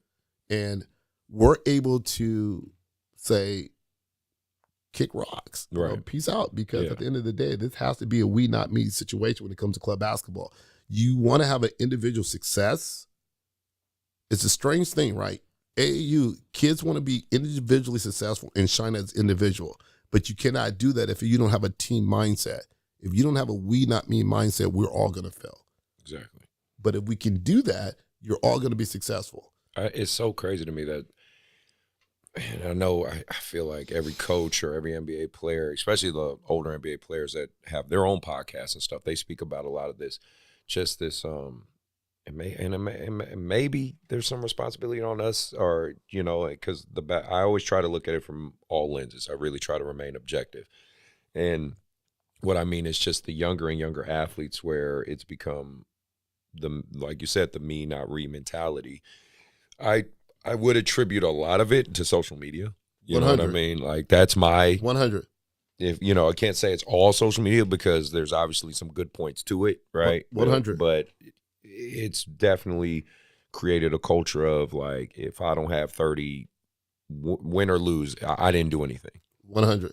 And it didn't used to be that way. Yeah, and it's the social media clips. Yeah. The highlight. Parents go to these different, like, training things and little camps just to go get a media clip or a media plug. I think we got something like maybe 160 kids in university levels right now for JBS. And we'll talk about what we were talking about with Stojakovic. I've been lucky to keep pretty much the best players in Sacramento within our organization on JBS. Yes. We've been lucky to make those kids represent Sacramento. Yeah. Nina King right now over at University of Oregon right now for her official visit. Top 50 country. We'd be able to keep her stay here in Sacramento, represent Sacramento. Doesn't happen on the boys' side. Yeah, you already know on the boys' side. It's doesn't happen on the boys' side. They chasing everything else, but except built this here in Sacramento. This out here. Yep. I have never, and I mean never, and the kid, I got Janai Harrell at Stanford right now. I got 2 kids at Stanford right now. Kids all over the country balling. I've never had a D1 coach, D2 coach ask me what kind of social media clips they got. Ever. Right. But parents today are derailing their kids' journey because they want to go get a media clip. And everybody asked me, like, when you were in the 5th, 6th, 7th, 8th grade, what national tournaments did you play in? Or never. Right. Ever. Right. Now, I've been doing this now, 20 years on the club scene. And I'm a little, not upset. How do I say this? Like, when I really started JBS, I really started for kids from North Highlands that couldn't afford it. Right. It turned into a bigger monster than that. I didn't have a plan for that. Right. I didn't plan on that. Yeah. Like, we started Just Believe Sports with Highlands High School because I saw AU organizations coming in and having tournaments at my school, Highlands High School. So I don't know if you know this, I was a coach at Highlands first. No. So when I retired, my last couple of years of playing in the Philippines, I started helping at the Highlands and coaching the girls team. Never been seen a girls game before, ever. Never went to a Cal Poly girls game. Yeah. Never. And so when the AD still there, Steve Eakes asked me, like, come help the girls team. I'm like, man, you got it. Yeah. You're like, I don't know anything about Man, I just came back from the Philippines. Right. My pockets are heavy. They thick. I'm trying to figure out where I'm about to go kick it. Right. Yeah, I ain't coaching no girls basketball. Calls me again, say, hey, man, we just had a coach quit. The girls now done have 4 different coaches. Can you come help us out? I'm like, man, Steve, don't know what you're talking about, homie. I ain't never seen girls play. I didn't even know we had girls team in Highlands High School. Nah. All right. Then I don't know if you know or ever heard a guy named Scott Galbraith. Scott Galbraith is a legend from Highlands, played for the Cowboys. And he decides to take over the team, come to help. Now, he called the homie card because he's my little brother. He's like, hey. I need your help. I need your help, big dog. Yeah. I know you, Mr. Philippines. You all this, Mr. BMW. You know, you big dog in there. But this is your boy calling from Highlands. Right. He's just played with the Cowboys, so he's on status level. Right, so he pulled the card. So I came out there one day, and I've been out there now for the last 21 years. Nice, I went one day. One day. He was coaching with a football mentality. I was coaching with a basketball mentality. And I was like, okay, man, you beating up these girls too much. He was trying to make them block each other like they was pulling for Emmitt Smith. Like, y'all like, dude, this ain't Emmitt Smith and Troy Aikman out here, man. He's trying to make them hit each other. But it's like you said, it's how timing and luck and that's what God's happened. plan, and there you go. That's what happened. Then really happened with me, I was still under contract with the Philippines. Helped Scott that year. We actually made it to the playoffs. And that was the most amazing feeling it was to see help some kids in North Highlands that didn't have none of this AU training and background and help them be successful. Yeah. It was phenomenal. Yeah. It was amazing. I know that feeling. Right? And so I went back home, and then what happened was Scott was off the hook, and then some crazy stories. It was like, wow, stories. I don't even know. Scott might see this. He might get him mad. I got to tell one story. So we're playing at Placer High School. This is a crazy story. We're playing at Placer High School. Placer High School just beat Highlands before I came home. Okay. 96 to like 17. Ouch. 2 weeks later, I get involved. I'm trying to teach. All right, why don't we just slow the game down? Teach them how to just get the ball to the right kid. And if I'll even say these names because these kids might actually see this. Cassandra Waller, white girl, mom was schizo, used to kick her out of the house, lock her out the door, end up living with my mother. Okay. Crystal Jean-Pierre was another one player, and then my absolute dog. Actually, Candace and Cassandra were my first two, like, make me fall in love with girls basketball. My first love for girls basketball. And it's kind of one of those addictive drugs, right? Yeah. You're always trying to find it. Yeah. I'm always trying to find my first absolute love when it came to Cassandra and Candace when it was coaching them because they had nothing. They had nothing. And they were just like sponges, and they wanted somebody to help save them. That's great, man. Cassandra ended up going to Boise State, San Francisco State.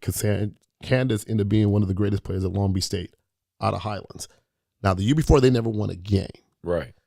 2 weeks ago, they played Placer High School. And I'm starting to help with Scotty. And I'm just saying, okay, this is what we're going to do.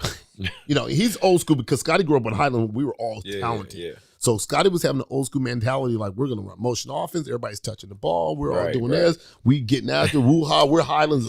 You know, we hood. Like, that's how Scotty mentality was. Right. I'm like, Scotty,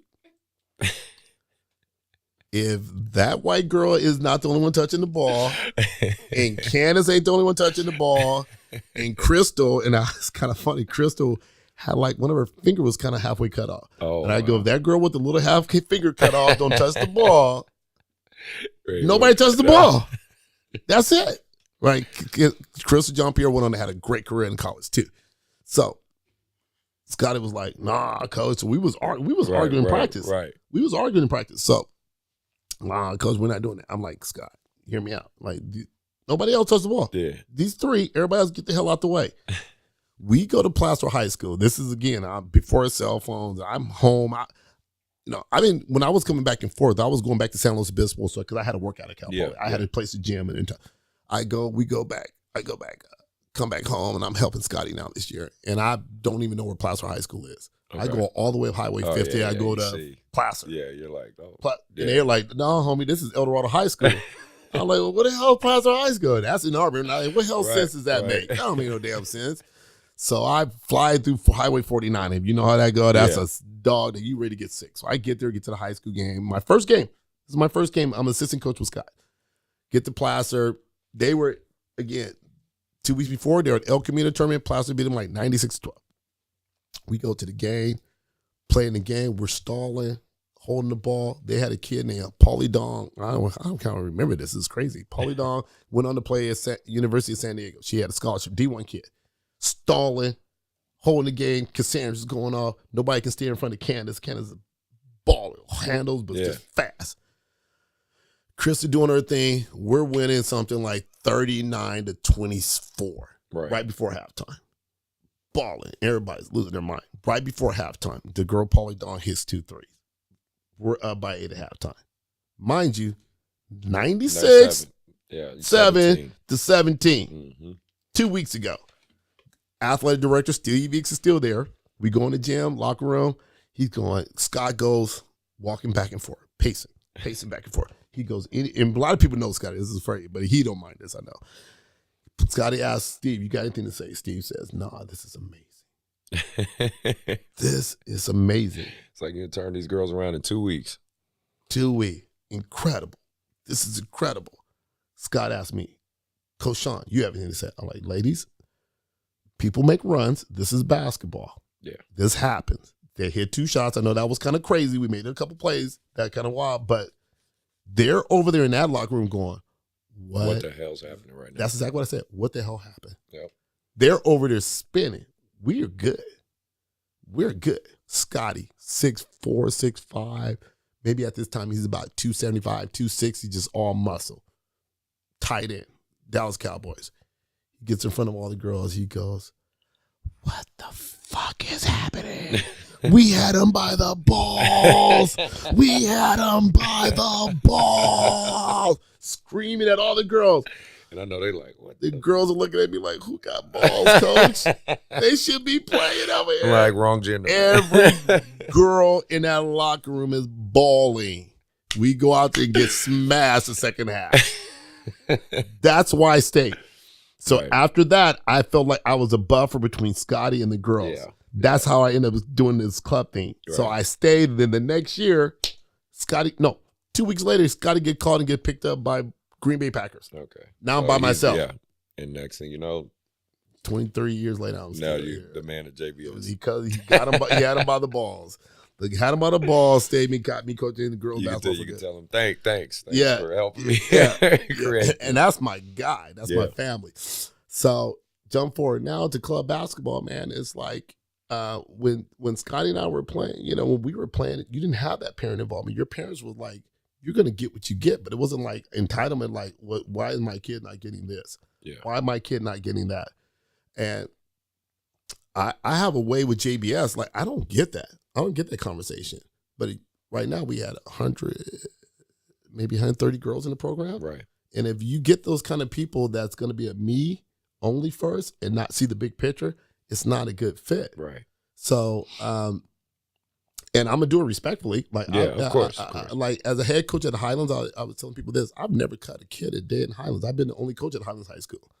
Antelope. Yeah, like, I've never cut a kid. Even at Highlands, I never cut a kid, and that's why I have that rule actually. Because when I was at Highlands, the kids needed to be part of something. Yeah, because you know other shit that's out there waiting. It was thick at Highlands. Yeah. Like I've been through it all when I was coaching the girls at Highlands because it was how I grew up there, right? So we seen it all. So when I got to Highlands, it was like house burns down, parents left, people got shot, people got hurt, drama, car accident. There was never stability. It was always something. So any kid that wanted to play basketball, they were on the team.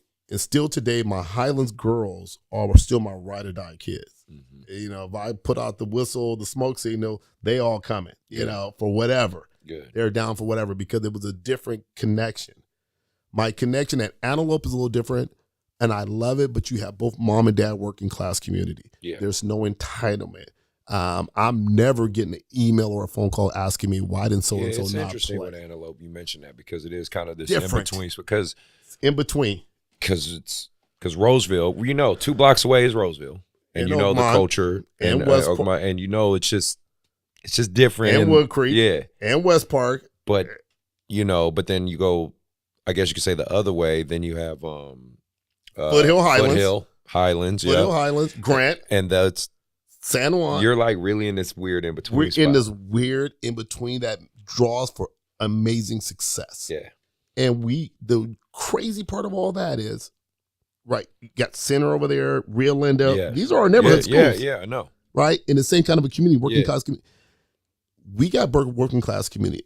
We got people that actually own their homes, although they're middle income homes. Right. You know? And we're Roseville Unified. Yeah. It's very interesting. Your location and just kind of that area. It is very interesting. Incredible melting pot. Mm-hmm. A little bit of everything. Yeah. Like, people really think that Antelope is a black school. And they're like something like 12% of our population. Right. It's interesting. It is. And we got a strong 1,800 to 1,900 students. Nice.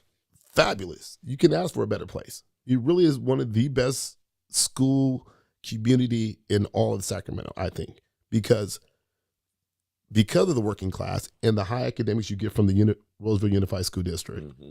You get parents are not feeling their kids are entitled. Like my son goes to Antelope, and he doesn't get entitled for nothing. Right. And it makes for an amazing level of competition. Right. It really does. Yeah. It makes for a level, that you go like, I'm not going to throw our other schools under the bus, but it's not happening at Granite Bay. Yeah. It's not happening at Rockland. No, You see what the drama we have there, Whitney. Yeah. You know, it's a different animal you're dealing with. Atmosphere. You know, and coaches are allowed to coach. Yeah. And I will add one last piece of this. Our superintendent of Roseville Unified School District is John Becker. Mm-hmm. So John Becker's now the superintendent. He actually opened up Antelope High School. He was our principal when he opened up the school. When the school opened up like 17 years ago. And he made it a point that sports is going to be highly important here. And it's going to lead our school culture and climate. And it's been that way since the day we opened school. So. No, that's, well, you already kind of answered my next question. Well, I was going to say, like, what your driving force, but you kind of already answered that saying you want to help the community, which is great. Yeah, it helps the community. And then still, as a coach, I still, like, work with the fear of failure, but I just challenge it a little different now. Right. I'm not afraid to fail, but I used to be afraid, like, we got to win. We got to win, right? Right now, I think, Antelope, we won the last 11 league titles in a row now. Well, because one of my coaches for my program for YBA Elite, Barrett Bryce, his daughter was on your team last year. I think she was a senior. Yes. And he was telling me about, like, it was funny because you guys were kicking everybody's ass last year, basically. And then he was telling me, he was like, man, I'm tired of even going to her games because I already know the outcome. He's like, I'll just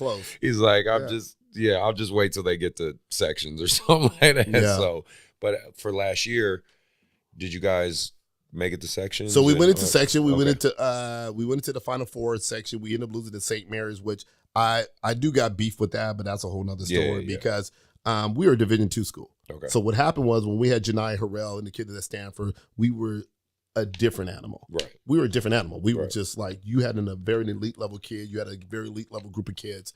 And because of our level of success for that time has now bumped us, the girls program only, from D1, D2, which I think we belong and should stay, to D1 for the next 2 or 3, unless we show a level of failure. Right. Which I think is ridiculous. Yeah. Because those girls that were ridiculously good that were there 3-4 years ago, the kids that were not even in middle school are suffering because of their success. I think the rule is asinine. I think it's ridiculous. I actually talked to the guy who actually put the rule in play about 2-3 weeks ago. John Williams, his son's now the coach at Liberty High School. His granddaughters are now playing for JBS. Right. So he's in my gym the other day. I'm like, dude, your rule is ridiculous. He goes, it really is.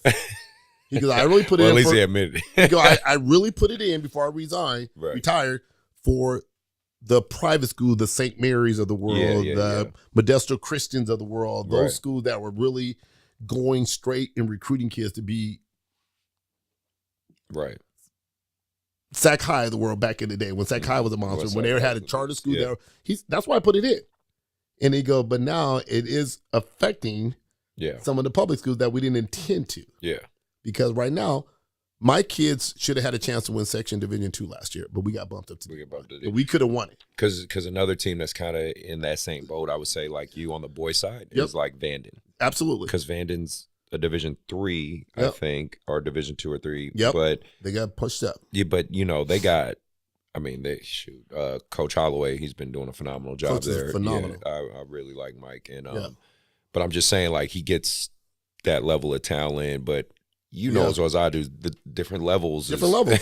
You know what I mean? It's tough. And the thing about us right now, we're going to always be competitive. That's the problem, right? Yeah. So right now, we are a Division II school, and we should remain in our numbers. But because of our history and the fact that a lot of my kids are mixed into the JBS program, they're going to be solid and they're going to be competitive. So they're going to always have a chance to make that Final Four every year. Yeah. Now, the chance to win the division, which we should, is being taken away from us. Right. Because at the end of the day, St. Mary's is still going to have no boundaries. Because they can recruit. Yeah. Folsom is having a good run because they're just having a good run. Right. So that could always flip around because they are a public school. Exactly. Now, so every other the public schools, I don't care. McClatchy is a public school, like all the other D1 monsters out there. But St. Mary's, who had won a string of like 20 champions for the girls' side, they're always going to recruit. Well, we got 3 kids from Sacramento going to St. Mary's High School right now. I mean, come on. Yeah. So they're always going to have no boundaries, and that's what the rule was for. But now you're punishing the public schools, because they had some level of success, which I think is foul. Because as long as I'm at Antelope, we're going to be successful. Right. I don't care. I don't know how you put it. We're gonna have a run. And I took that model as not my thing. It was like I took that from Oak Ridge High School. Okay. So when I got into girls basketball at the level, when you go back to club basketball, when we talk about that, when I first started coaching, again, fear of failure, and I wanted to be successful, I started looking at the programs that were successful. So I looked at Oak Ridge High School, Steve White. I was like, why are they always good? Mm-hmm. So I started watching them. So a lot of people don't know this about Sean Chambers. Like, people think that I get kids come to my school. They think that things just happen not organically. Right. Like, I really went and watched Oak Ridge and go, how are they always good? He has a EDH program, right? The EDH all net program. Yeah. That those kids are starting at third grade. So I'm like, oh, okay. Feeder programs. So by the time they get to eighth grade, the cream has truly risen to the top. Yep. And those kids that are going to continue to play are going to play. Mm-hmm. And you see them out at Hardwood Palace still out here every weekend. Yeah. And I'm like, got it. And they know the system. They know the system. How, the space. I mean, they're learning at a very early age. Like, you know what I mean? My first time playing Oak Ridge was last year in the playoff. That was the first time we ever seen each other and we beat them. Okay. It was the second round of playoffs. But and I told him, like, my whole makeup as a coach started watching White. You were always good. And you may not always have that elite kid. Yeah. But you're always going to be good if you have a certain system and standard in place. Exactly. You can always be competitive. Yep. Now, you may get that year. Now, you got Janiyah Harrell and Kyle Lassane. Or you get that one stud that one stud, and now I'm sitting back like, yeah, I wish you would. I'm sitting back like, yeah. I'm going to give y'all about 10 minutes and it's over. And I'm going to try to keep myself engaged because it's about to go down. Exactly. I know exactly. And I'm really managing the kids more than I'm managing the game because they know we about to be up by 30 at first quarter, and now they want to play more. Right. And I'm like, exactly, slow it down. So that's the thing when it comes to high school and Antelope and stuff like that. But now going back to the club stuff with the parents, problem. If a kid lets their journey happen, it's going to happen. Yes. The club scene. There's levels to this. I didn't create it. I didn't make it. But there's levels to this. And there's levels to being on certain circuits. There's levels to, like, being able to put kids on a certain stage. Now, and I say that, and I say this cold-heartedly, like, I can't have everybody. I don't put more than 10 kids on the team. Right. So I'm trying to look for, and when I say this, I am a NorCal team. I'm a Sacramento team, really. Like, I try to build my top team, my 3SSB team, with Sacramento roots kids. Of course. A lot of people don't know that. Yeah. Like, a lot of people got teams from kids from all over. Yeah. Like the Bay Area teams, the Cal Stars, the kids. And because the only heavy hitters, and again, you correct me if I'm wrong, because I'm just as an observer on the girls' side, but only the real teams I see on the girls' side that I would say can compete with you in terms of, being a circuit team would be Jason Kidd Elite,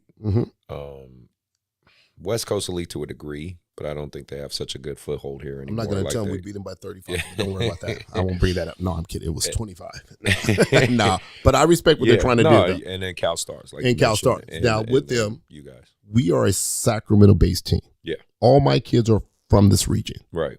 I got one kid come out from Reading. Right. And I had to pick up a kid that came from Fresno. Okay. But my program, and I tell everybody, I'm a Sacramento program. Yeah. All those other teams, they're pulling from, I know. They're from all over. So I've been lucky for the most part to get pretty much the top core kids every year from Sacramento to stay home and represent. Nice. And able to put them on the stage. Maybe you could teach me something, because I wish I could do that shit. Yeah.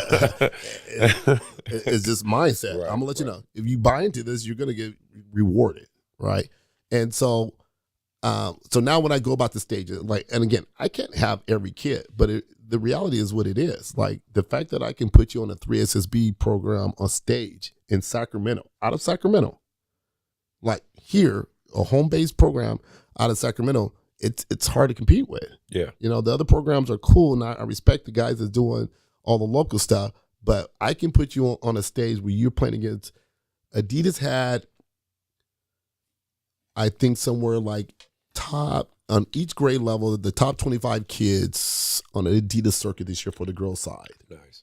On the 16U and the 17U. Yeah. I could put you on that stage where you can play against them. Now you're going against them, and now now Nina's Kane is top 50 in the country. Mm-hmm. Yeah, no. I get Liv it. Jurgensen There right you go. now out of Oak Ridge High School is blown up into the top 100 right now. Sacramento-based kids. And I tell kids, once you're in my program, I am a loyalist at fault.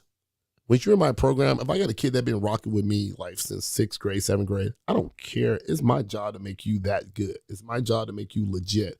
I'm never going to go out of Sacramento, recruit over you, and say, I'm very much the same way. Me and you are the same in that philosophy, because if you know, I tell people, go on my Instagram, you can scroll down and see it. Like, you see the kids as they grow up with me, and 100. And I'm doing that on the boy side, but unfortunately on the boy side, like we kind of alluded to, you know, you can coach a kid up from 5th grade, nobody notices him, but by sophomore year, 16U, whatever, I'm out. I'm playing with Jalen Green Elite. I'm playing with Oakland Soldiers. I'm playing with Team Lillard. I'm playing blah, blah, blah, blah, blah. You know, and it's that's where the girl is a bit different. Yeah, the girl's a bit different. They'll stay with you. Girls, and I know this mainly from, you know, shout out to Coach Shaw and Coach King, because they run our YBA girls side, you know, our division.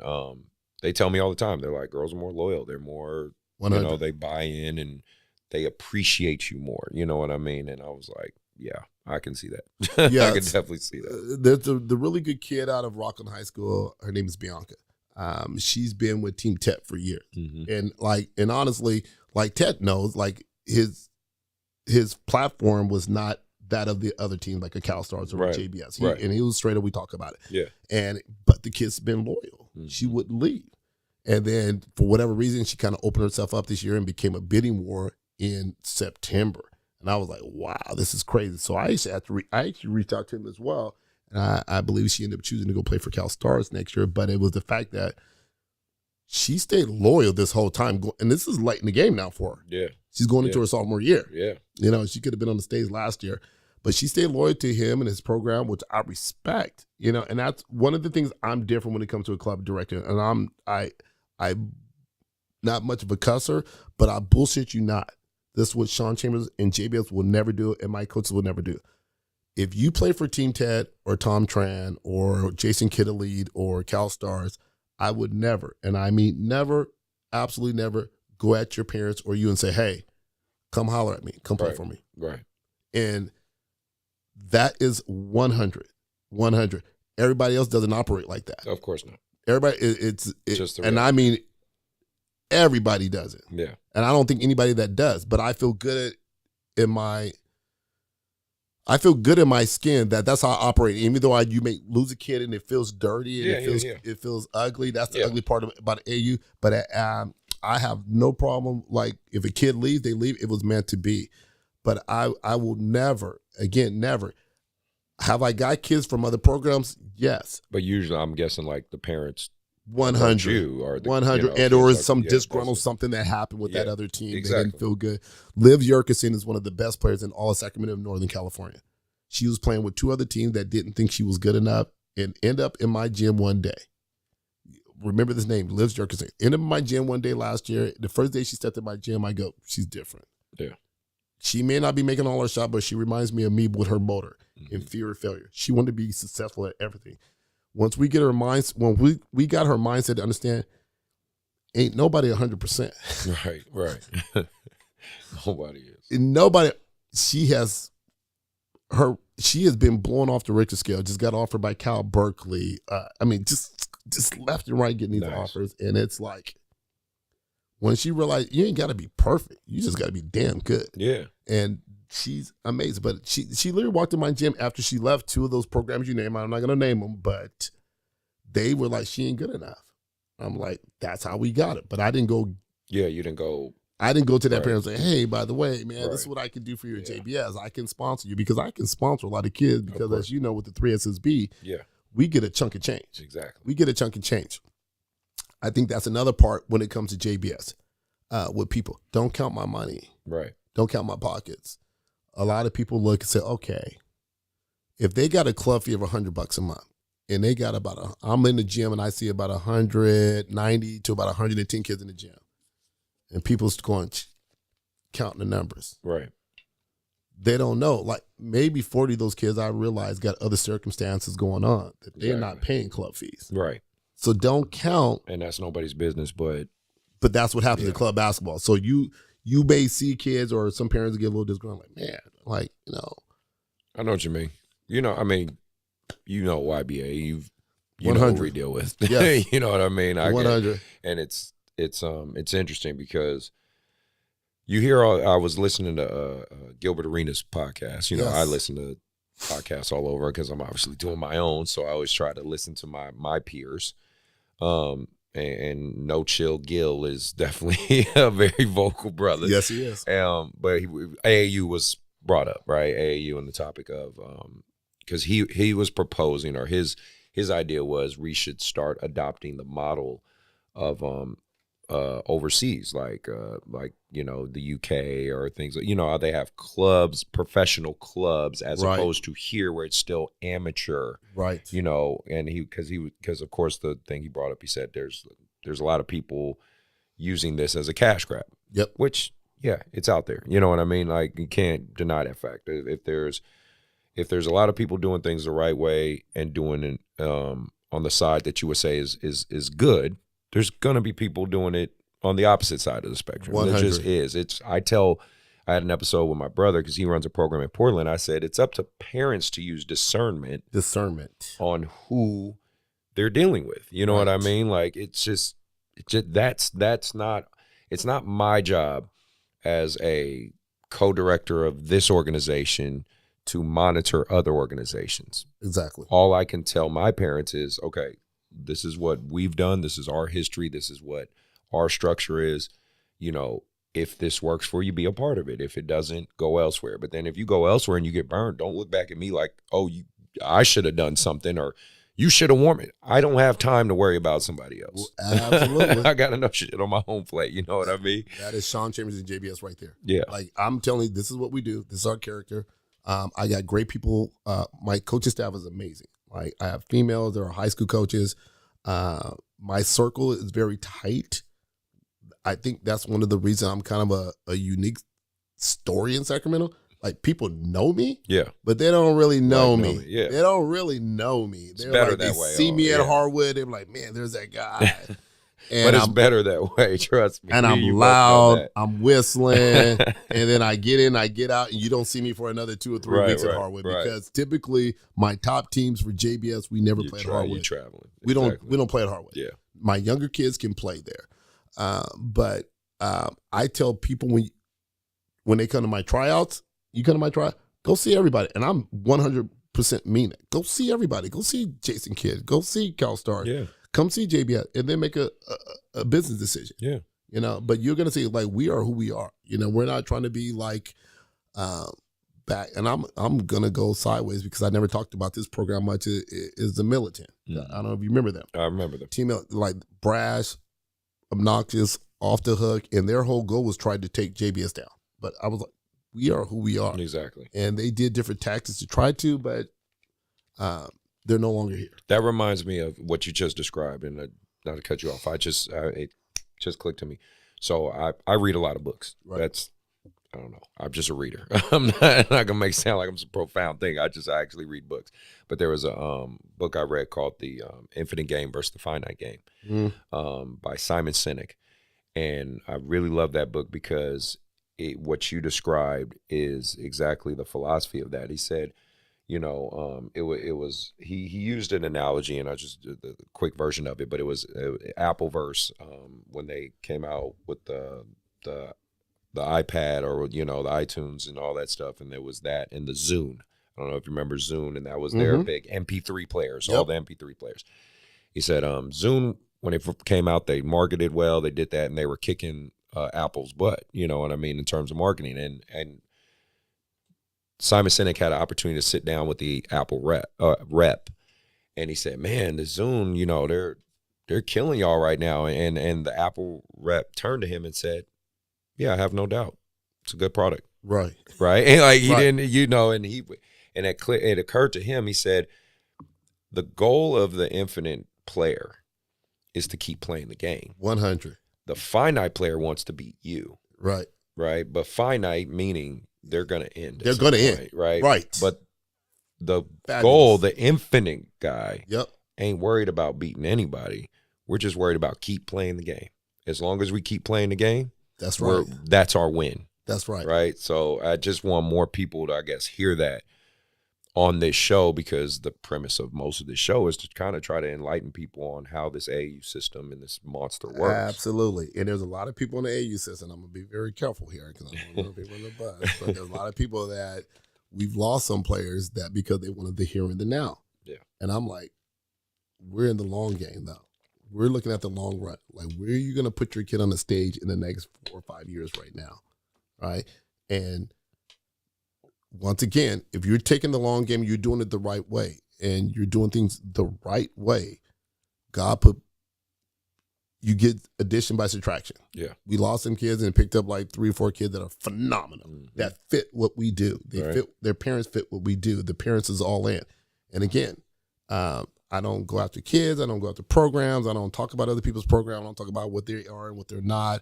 And one thing about JBS, we're consistent. We do what we say we're going to do, and I'm very true to my word. So that's my Highlands makeup again about the kids I was working with Highlands. It was like I had to be true to everything I said I was going to do because they had too many heartbreaks going on in their lives. Right. So, and that's still the model today. What, if I'm saying we're opening up a gym on Sunday at 8 o'clock, we're going to be at the gym at 8 o'clock. I'll be the first one there. Nice. And so we're always looking at the long run. And now some of our younger kids, like I said, we lost some kids because of this, that, and the other reason. But they're 4 years from now, right. Like you said, when you call me talking about, I mean, like, I'm a loyalist at fault. That kid was not at your level when you left. Right. Now that kid is different. You're not that kid because that kid stayed committed to this program. Exactly. And we're different because eventually, as we continue to grow, there's mindset that goes with it. There's a skill level that ends up coming with it. There's understanding of being on. One of the reasons, like some of the kids that I don't get in Sacramento for JBS is because of the stage, right? So they know that when you have 5th, 6th, and 7th graders come in the gym right after or before Nina Kane, Liv Jerkins, and the older kids that they see are just massive rock stars. They understand there's a level of expectations now that they have to hold up to. Yeah. So those kids are getting that now. Now the 5th grader, the 6th grader, the 7th grader, they're understanding right now we are different. We are different. We are different than everybody in Sacramento. I'm sorry, but we are. We're just different than all the main group of teams in Sacramento. Once they get to that 9th grade and sophomore year, they've been on that umbrella for so much. So when they show up again, they're like, this is what we do. Right. Right now, they may have some struggles with every now and then because they can't. Of course. We're not supposed to lose the local teams. Yeah. We're not supposed. We're right. Adidas sponsored program. We're not to have challenges against local teams. It's a different umbrella. And some parents, although they want it for their kids, they don't always want that pressure on their kid either. Right. They want, I want the easiest route possible. Yes. The less resistance possible. The kids that are in our program right now, like the younger girls that are going right now, the high school kids are getting started. They're going under that gauntlet right now. Understand, we're different. Yeah. We show up in Hardwood, we're different. Yeah. You got the orange and purple on and gray, you're different. Right. And then the people that we're about to play against, they go, oh, damn, they're here this weekend. Yeah. We ain't seen them in a while. Exactly. You know? And then they will take their lumps and bruises right now, but the cream will keep rising to the top. I don't care what happens now, but for those group of kids, when they're sophomores in high school, they're going to walk on the stage now. It's what we do. Nice. It's what we do. I wanted to ask you then, before we move into the other segments, if you don't mind talking about it, because I talked about it on my YouTube and on my different podcast episodes and whatnot, trying to kind of give a little bit of layout of how do you get to the 3SB point or the 3SG point. And you know, I think me and you are probably going to say a lot of the same similar things. You got to be consistent. You got to win. You got to, You got to grind in terms of, and I go, I kind of went into detail. I said not grind, not like everyone says grind, like that's a buzzword. But I mean like, no, you have to physically take these kids where they need to go. You need to wash their damn uniforms. You need to make sure, parents are getting kids where they need to be on time. You need to make sure you have a certain level of studs there. Like just all that in turn.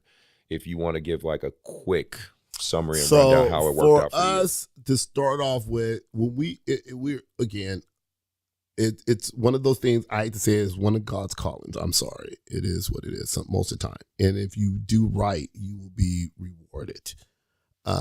My very first JBS team, Manna Johnson, Brittany Shine, Sarah James, Kyra Dunn. They're referees out here. Brittany Shine and Kyra Dunn. Your recall ability is amazing. Yeah, I know. I'm blowing like, away. He says name after name after name. Like this, your recall ability. So actually, that's one of my biggest skills as a coach. I don't forget nothing.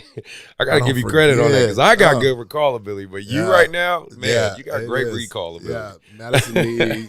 So my very first team. And I can back up a little bit. I started a thing we used to call Sacramento. I don't know how long you've been Sacramento. We used to have the Sac Super 60. So we used to have a boys' side and a girls' side. Well, when I took off at Highlands, going back to the clubs thing, my kids can afford AAU clubs. They couldn't afford AAU tournament. And I didn't understand why they were using Highlands High School gym. In our gym were a community of kids that could not afford it. Why are we using, and they still use Highlands, right? We know that, right? I don't know what I just said. But they still use Highlands for tournament. Right. So, girl named Trista Rossi, dog, one of my dogs at Highlands. When I got to Highlands, I became like, the reason I started coaching girls too was like, I knew I gave it some kind of credibility because of who I was as a Sacramento Hooper. History and all that. Yeah, my Sacramento Hooper. So I gave girls basketball a huge stage when I started coaching girls basketball. People were like, whoa. Absolutely. Sean Chambers is coaching girls? How's that happen? Right. Other people start getting in the game. Like other dudes start getting in the game. Right. And again, wasn't the plan. Trista Rossi, my dog, she's a North Highlands dog. Her families are dogs. The Rossi families are dogs. They are a white Italian, I'm talking street dogs. The whole family. Nice. Dogs. Like they're hood. All right. They're hood.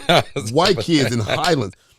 Trista was a dog. Trista, this is literally what happened. Trista goes up to Highlands to go watch the AU tournament. Mm-hmm. Charles Baldwin. Charles Baldwin. Of course. Charles Baldwin was running the tournament at Highlands. Of course. Charles Baldwin was running the tournament at Highlands. I don't even know anything about AU. I don't know anything about AU. Right. She goes, Coach, there's a game going on in the gym, and they won't let me in. Excuse me, what? Right. There's a tournament going on at Highlands. I want to watch the game, but they won't let me in. Can you get me in? Yeah, you're like, let me see what's Brakes going on. punched. Car. I had a stick shift. Flying. Get up to this game. What the frick you talking about? You got a game in our gym. They ain't going to let you in the gym? Get up there. They have this tournament. I go in the gym and, I'm a good dude, but when I push my button, I can go Highlands, Oak Park. Right. I walk in the gym like, man, I'll shut this shit down. Yeah, like, y'all. What are you talking about? You're going to have one of my girls in my neighborhood run a tournament in our gym that this kid can't even afford because they outsource. They can't even afford it to be in the gym for the $5 or $6. And you're not going to let them in to watch? Right. Oh, hell no. Next day, I'm in the gym creating the scene. The guy's like, I don't know who you are. I'm like, well, I'm Sean Chambers. That's my picture on the wall. That's my number retired in Highlands. I go in there. I'm like, well, we need to meet on Monday with the principal. Again, I'm a Highlands dude. Yeah. Our principal at the time. As a school administrator now, I understand the things that a principal, an administrator, an athletic director can do and have hands-on if they choose to. Right. Or they can let just things go be dealt with somewhere else.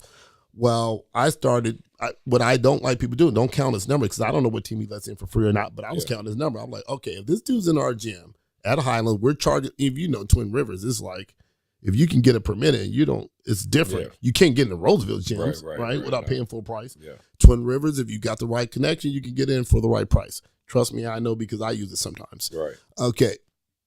So I tell them, like, if Charles Baldwin's charging $300 a pop a team right now, he's got 40 teams. And back then, if you remember, all the AEU nationals or qualifiers was Charles Baldwin's. Yes, I So remember he had every gym in Sacramento Yeah. locked up. So I was counting the number. He's got 100 teams in here at $300.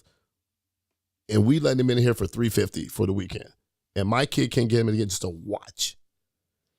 Shut the whole thing down. Shut it down. We shut Charles Baldwin down for about 5 months. I couldn't get in the Highlands anymore. My principal was pissed because he Yeah. wasn't doing the number. I Right. go, that's kind of shame on you. Right. And the athletic director was just getting like the boys program was just getting something. Yeah. The girls weren't getting Yeah, anything. you The boys were getting like God, $300 yeah, bucks. help me. I Yeah. go, so we had a meeting at the principal's office. Boom.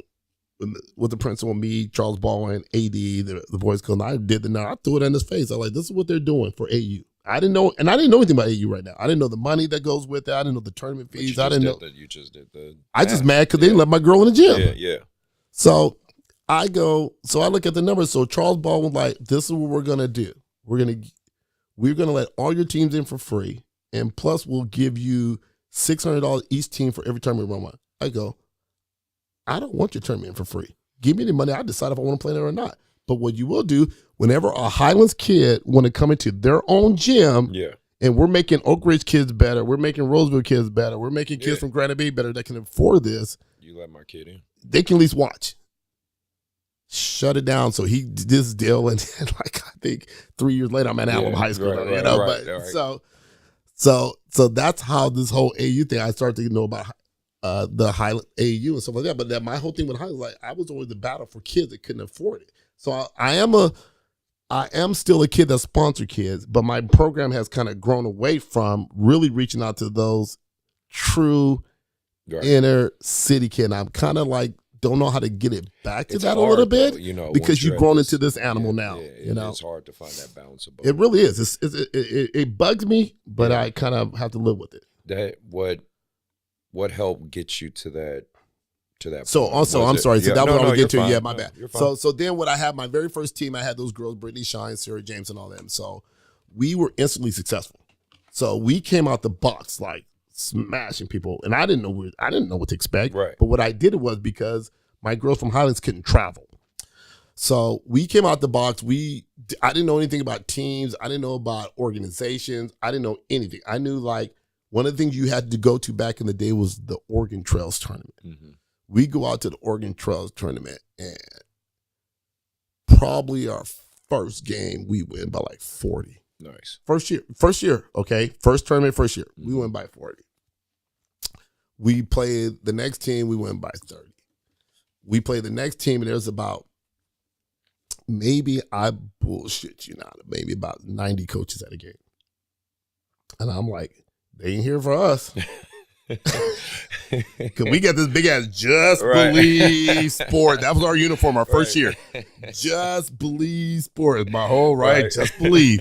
And so the Just Believe Sports come from because when I was playing over there, you know, if you know anything about Philippines, a lot of uniform companies. Yes. And I decided I'm going to start a uniform company while I'm playing. Yeah, they hit my Instagram up all the time. Boom.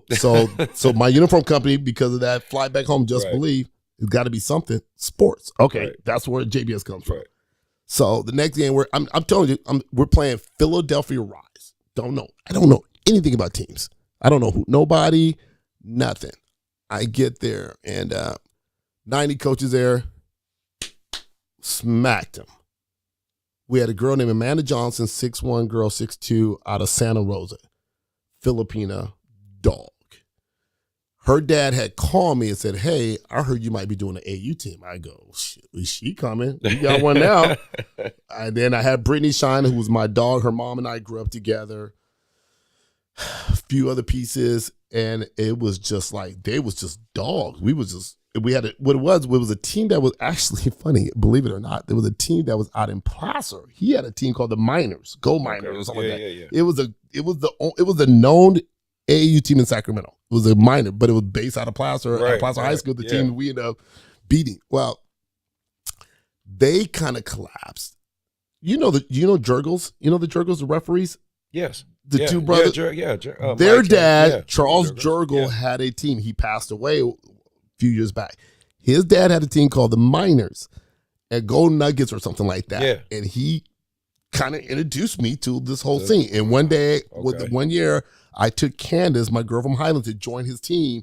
And I went to Oregon Trails and I saw this. My first AU game I saw, that I thought Candace was a dog. She's a dog. I love this girl. Now she's a sergeant or a police officer in Atlanta, Georgia. Okay. And my girl Cassandra, the white girl I was telling you about, their mom kind of used to kick her out the house. She's a superintendent in Florida. Wow. Like they're both are amazing success story. Like today, again, I'm always searching those dream to impact kids like that. Well, I go to Oregon Trails. A friend of mine who was one of my coaches at the one time, she was coaching at Sac State when they went D1. So I went. I'm gonna watch.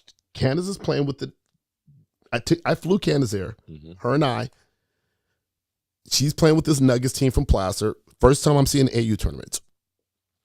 And I'm sitting in the stands at the old Oregon Trails gym. And the first game I'm watching is this girl coming down the court, boom, shooting threes. I'm like, damn. Sitting next to me, Pat Summitt, Gino Ariami, all these college coaches that I've seen on TV, but I don't really know the girls' game like that. I'm still just like, oh, wow, that's cool. Because back then, there was no section for coaches. Everybody said with each other, right? Back in the school, back in the day. So you got UCLA coaches. I'm like, oh, that's cool. Watching this game, I'm like, damn, it's nice. Look at that, I'm like, but she ain't Candace. Candace better than her. Okay, I'm like, ooh, wait a minute. Damn, deep three. I'm like, damn. So now I'm a fan. Right. I'm watching this game. I'm going to tell you who his name is in a second. And then now I'm all tripping. Oh, my God. I'm hitting Pat Summitt. Did you see that? Oh, my God. Did you see this? Oh, my God, Gino. Right. Like, girl throwing no little pass. Boom. Pulls up. I'm like, oh, my God. Candace, you ain't this girl, man. I'm like, I'm telling you my dog. But this girl, I don't know who this girl is. And they were like, and my friend who's sitting with me, like, would you settle down? And I'm obnoxious. Like, when I'm in my girl, please, I'm making money. I'm on break from the Philippines. I'm just kicking it. Diana Taurasi. Oh, go figure. Diana Taurasi. I don't know who Diana is, but she ain't no Candace Wilson. I left the gym. I was like, dang. You're like, yeah, you're right. She ain't no Candace. And I was like, okay, there's levels to this. Yeah. I got to get my kids better. Right. Because I thought Candace was a dog. She was a dog. Top 5 player in the city that year. But she went no down into Rossi. Yeah. And then there was some 6-footers out there that was shooting jumpers, playing like girl. I'm like, okay. So then when the next year, I actually have my own team. Right. Now, I still don't know teams. So we're playing a Philadelphia Phillies. Number 1, 2 team in Nike. I don't know this though. Right. I know they had a 6'6" girl out there, and I was like, my girls, I remember this. We're in the Oregon gym. We go there, and so we were rolling. First game we're rolling. Next game, we're about to play the Philadelphia Rise. They're phenomenal. They're still phenomenal. They're still a Nike team, EYBL team now. You know, this is before there was an EYBL team. Yeah.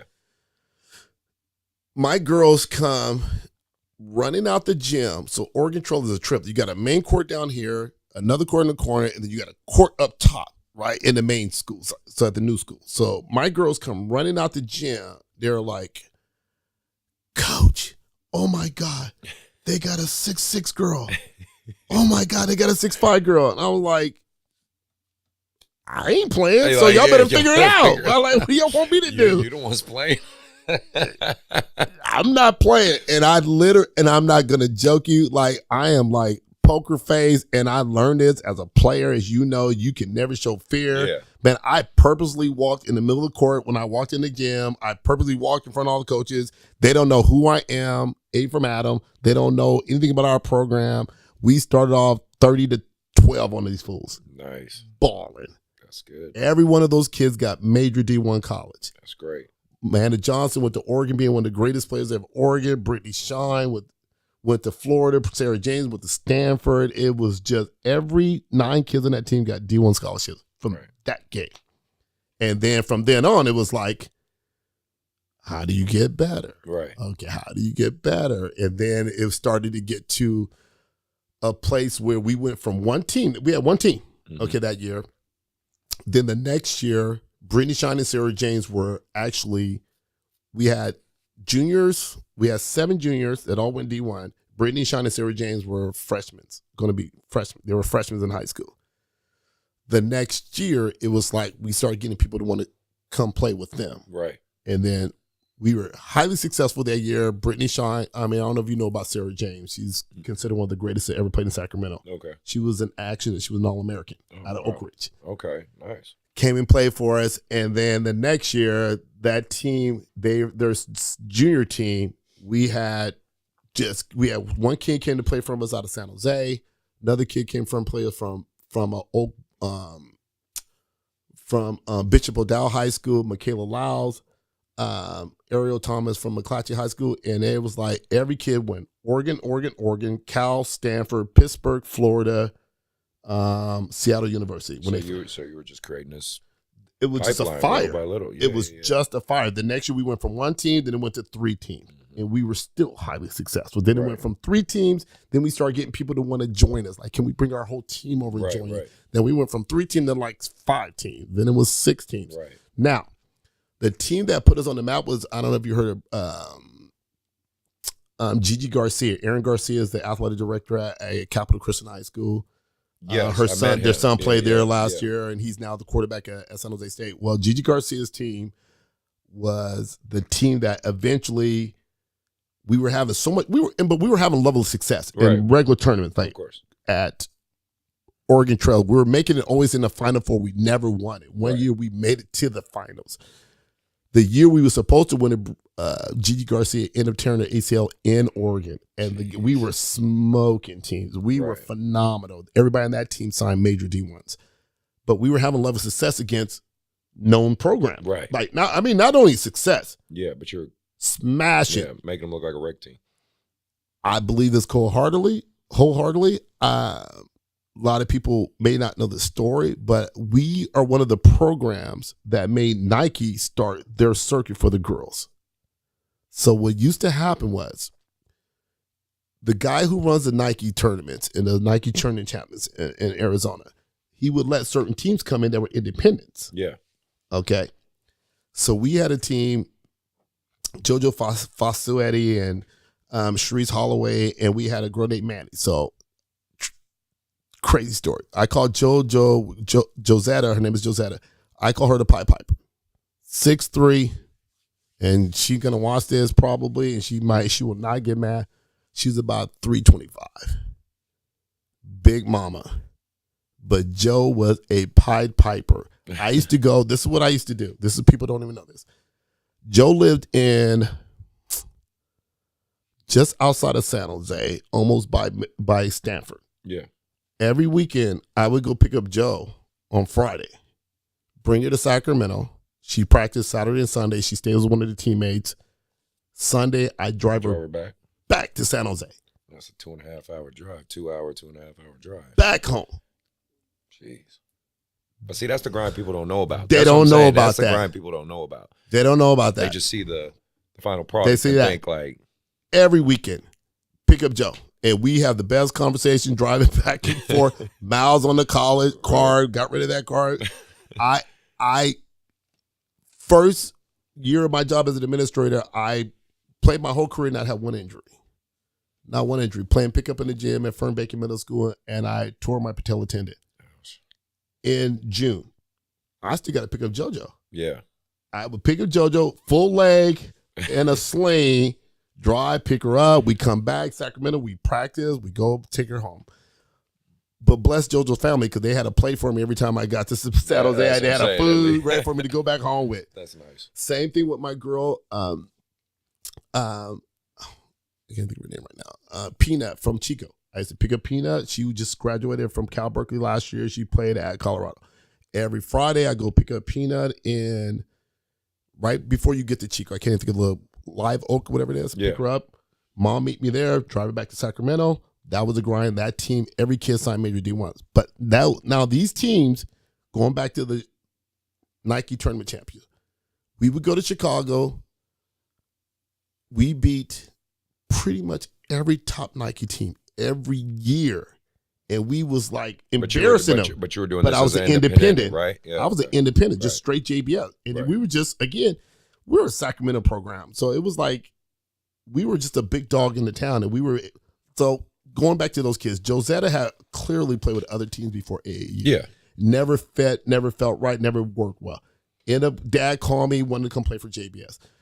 Mandy Coleman, kid she graduated from Oklahoma State, being one of the greatest players ever in the history of Oklahoma State. Just graduated maybe 5-6 years ago. Mandy Coleman actually played for a local program here. I don't even throw him under the bus, but one of our coaches that just kind of screamed at kids. Gets good production, Right. but he goes hard on kids. And he knows he has to change, right. but he's still out here. Right. Still got a program out there. Kid quit. She quit playing basketball her sophomore year. Done. Not going to play anymore. I found somebody, somehow knew them, got a hold of the dad, said, just come see us one day. She comes to JBS practice one day. Kid ended graduating from Oklahoma State. She literally quit. Well, that team, Mandy was a 6'3" point guard. Okay. Like me, couldn't shoot to save her life. Right. Didn't want to shoot it. But she was 6'3", can handle the rock like magic. Right. Track star. Big like me, big body. A beast. Josetta, 6'3", 230, 350, whatever she was, shoots the three. So I had a vision, and I had Sharice Holloway, it was a Tongan girl, she was one of the first kids, roll her shorts up, and all she wanted to do was shoot threes. We good. Right. Mandy, you penetrate, do what you do. Josetta sitting out here wherever you need her. Sharice is going to shoot threes all day long. We thought outside the box. Well, we was knocking off every team. And then we go to one of the biggest tournaments. It's called the Battle of the Roses in Tennessee. Okay. So we go out there. So it's a good story. But we're going to Tennessee. And again, fear of failure, putting a lot of pressure on my kids. We get out there. We get on a delayed flight. We get to Tennessee like at 12 o'clock in the morning. I made a mistake. One of the few times I make a mistake. One of the few times. I love that. One of the few times I make a mistake. We get there at 12 night, let's say on the 22nd. Yeah. Like midnight 22nd. But I didn't book our hotel till the 23rd. Oh, so you can't check in. Can't check in. We're in Tennessee. We supposed to play like at 12 o'clock in the next day. It's a Bible Belt conference in Tennessee. Oh. Ain't a hotel to be found. Bible Belt conference, plus the AU tournament, the biggest tournament of the year, the Rose of Roses. I ain't got nothing for you right now. Got nothing. Not a thing. And we're like, what? Where'd you end up sleeping, in the airport? Or No. So we searched. We got God works crazy, man. The place that we're supposed to stay at, the lady that was there, that was managing the hotel, the night staff, from Sacramento. Nice. So she's like, we gonna find y'all some baby girls. So I'm like, that's what's she up. gonna help us. And she's from Sacramento, just crazy story. So we're trying to find a hotel. We're trying to look, can we be where we're at? We're looking to go downtown. And then, and at that time, I'm a small program. We're on a budget. Yeah. I didn't budget for another $7,000 or $1,000 a night for rooms at night, plus parents, right? Yeah. I'm like, we're going to go across the street to the Waffle House. Y'all going to learn to love this because the Waffle House is the bomb out there. We go over there and we calling people. This lady calling people. We end up finding literally a hotel across the street from the gym we're about to play from the next morning. And they do give us a room something like $50 a night that night. Nice. It was insane. See? So the story is, though, the next day we're playing against one of Boo Williams' teams. Oh, Boo Williams, I don't know nothing about Boo Williams. Yeah, he's an AAU guy. Call me the top team. The top. He is AAU. Yeah, that's what I'm saying. Boo Williams. Yeah, he is AAU. Boo Williams is the godfather of AAU. Like JJ Redick played for him, and there's look at Boo Williams. He started this whole thing. Yeah. Boo Williams started this whole AAU circuit, these whole AAU game. He is the man. I don't know anything about Boo and Williams. I'm like, who's Boo?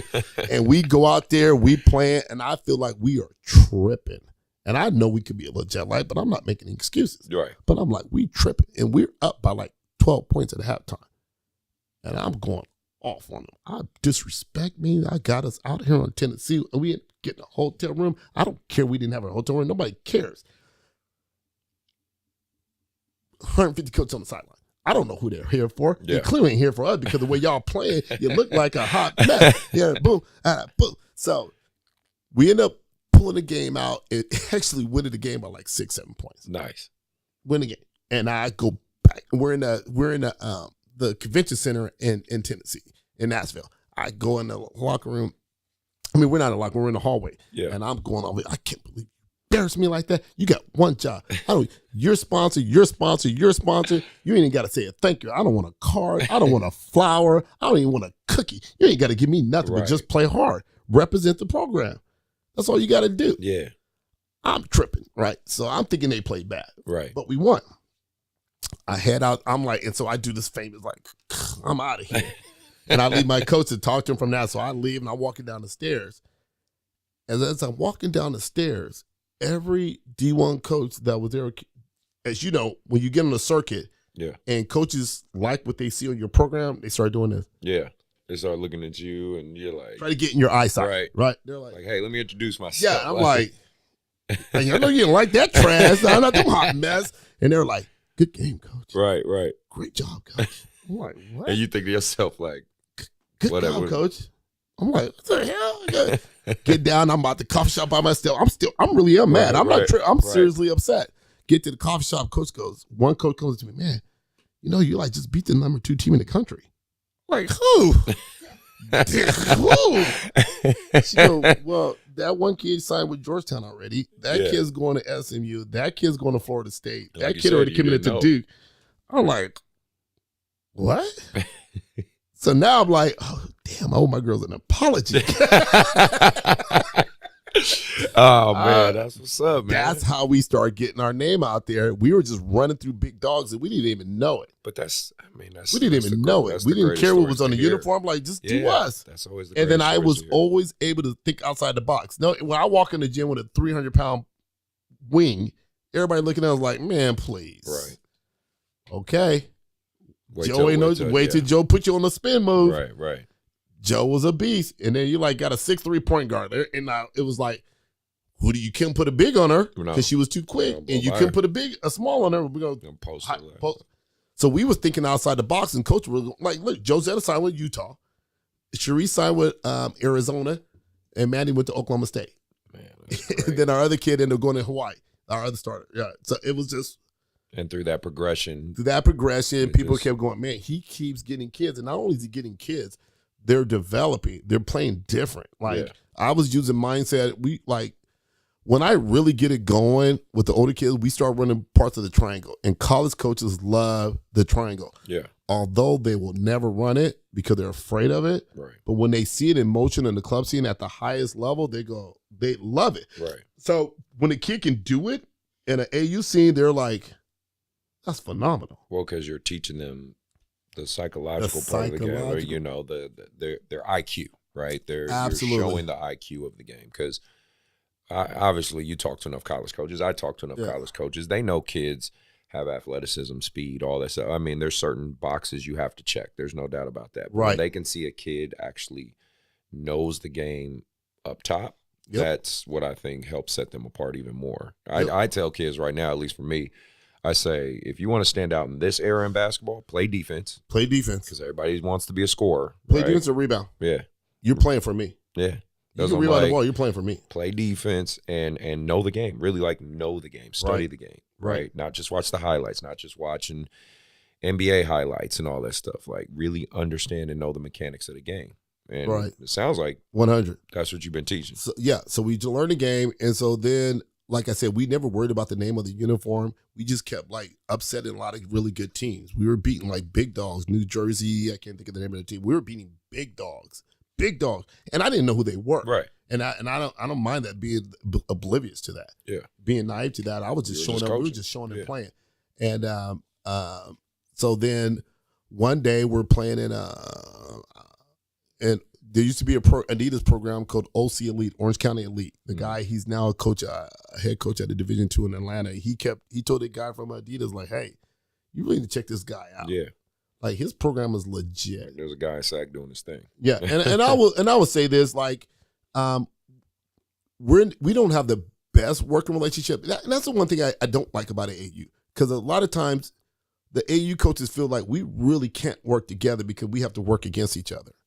And I tell a lot of coaches, and I'm telling you straight up, I tell a lot of coaches, West Coast Elite coach, a CalStar coach, who else has kind of stepped on my toes? Coach Buck out there with NorCal Finance, now whatever they call it now. He used to be Peninsula League.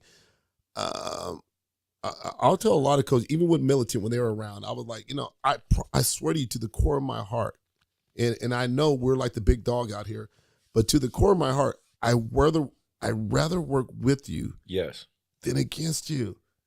It's just not good energy. Right. I agree. But if I have to, I can go there. But I rather work with you than against you. In the AU scene, it feels like when people want to be your competitor, they have to somewhat try to work against you. And I don't think it has to be that way. And I'll promise you, I'll never speak bad about a program or a coach. I would always tell parents to use their own judgment to decide where their kid needs to be. I don't care what a club done to me or did against me or how they try to backdoor my players. I'm still not going to talk bad about you because that's just not good energy on my side. Yeah. But the competitive teams in NorCal that I know, and I don't know what it's like in LA, but then again, I've dealt with some situations when LA guys try to come in back doors with some kids. I'd rather work with you than against you, but I can go against you if I have to. Right. Because I got a chunk of money now from Adidas that kind of helps me to go, okay, at the end of the day, if a parent can say, I can play for free. And that's always the biggest thing, right? Every parent wants to play for free. That's the wall I run into. Yeah. You got to have some investment. Yeah. I make every kid have to put something up. Yeah, exactly. I agree with that too. You have to. That's what I always tell a lot of the programs. I can only imagine you get. I'm sure people might text you or call you, especially these young up and coming programs. They say, you got any tips for me? How do I get to be where you're at? And those type of things. And I get that to a degree, but I tell a lot of the young up and coming programs and stuff, at least, if they don't rub me the wrong way, I just tell them, I say, you have to get investment from parents early. And they got to have some skin in the game. You know what I mean? Skin in the game. They have to. Like, if you make it free, they'll bad weekend, they're gone. They dip. Yep. And it's really prevalent on the boy side. It's really prevalent. And what I do, actually, in my tryouts, I make the parents pay for tryouts. Yeah. Like, if you decide to go somewhere, at least you pay, like, for our time. Like, I got 7, 8 coaches out there, like, and I do pay my coaches. I take care of my coaches. So, and I pay for all their travel and their hotel, and we stay nice and we do things right. But there's got to be an investment. So, but, like, everybody who does want free. Everybody wants free. But you got to be somewhat, put some in the pot a little bit, especially if you can. Right. And this is a crazy story. Some of my best kids, Athena Tomlinson, played for us from Fresno last year. Point guard, 5'6", 5'7", point guard, was absolutely incredible for my program. Came to us from Cal Stars. Again, they were not happy with what was going on. They ended up coming to us. And I even give you a story about Mary Carter, for that matter, who played for me in Antelope. But Athena Tomlinson could have wouldn't play for anybody in the country. Paid for every fee, every tournament fee, did not ask for one set of sponsorship. And she's going to Boston College. Wow. Now that's rare. Going to Boston College, ranked number 60 in the country. Sarah Jane, Stanford. Mom refused to take any sponsorship. Parents refused it. Nope, not doing it. I ain't gonna lie. I always appreciate parents like that. Always. They're different. When they understand, like, we have an investment. It's our kid. And at the end of the day, my kid just got a scholarship at Stanford, and she's now a nurse practitioner, living her best life ever. And that's the ultimate part because of the stage you can put her in and the way you're going to coach her. We want our kids. We want these kids, especially, to just live a good life. Madison Botcher, everybody knows Madison Botcher here. Played at Del Oro, one of those Sacramento legends. Great kid that just graduated the last couple of years. Now at Sac State. Could have played for anybody. Used to play for Tom Tran for a little bit. No, did you play for? Yeah, lived with Tom Tran for a little bit. Yeah, and then they wanted to get on the bigger stage. Right. Parents refuse. Nope, absolutely not. We are not going to take. Everybody went after her. Everybody, Stars, Militant. Everybody went after Madison Botcher. Nope, we're committed to Sean, and we will not take free for. Nope, not doing it. Still today, I get text messages from Madison's dad today. She just got a knee injury, so she's going to be out this year for Sac State. But she's on the team that just was the first team that went to the NCAA tournament. Yeah, that went to the tournament last year. Yeah. Refused to be sponsored. It's crazy. And was the most incredible kid. She's one of my top 5 kids in the JBS ever. Just leader beyond leadership. Let me ask you, if a kid, because I'm sure you dealt with this all these years, I've dealt with it too. If a kid was to leave your program for whatever reason and was still able to find success,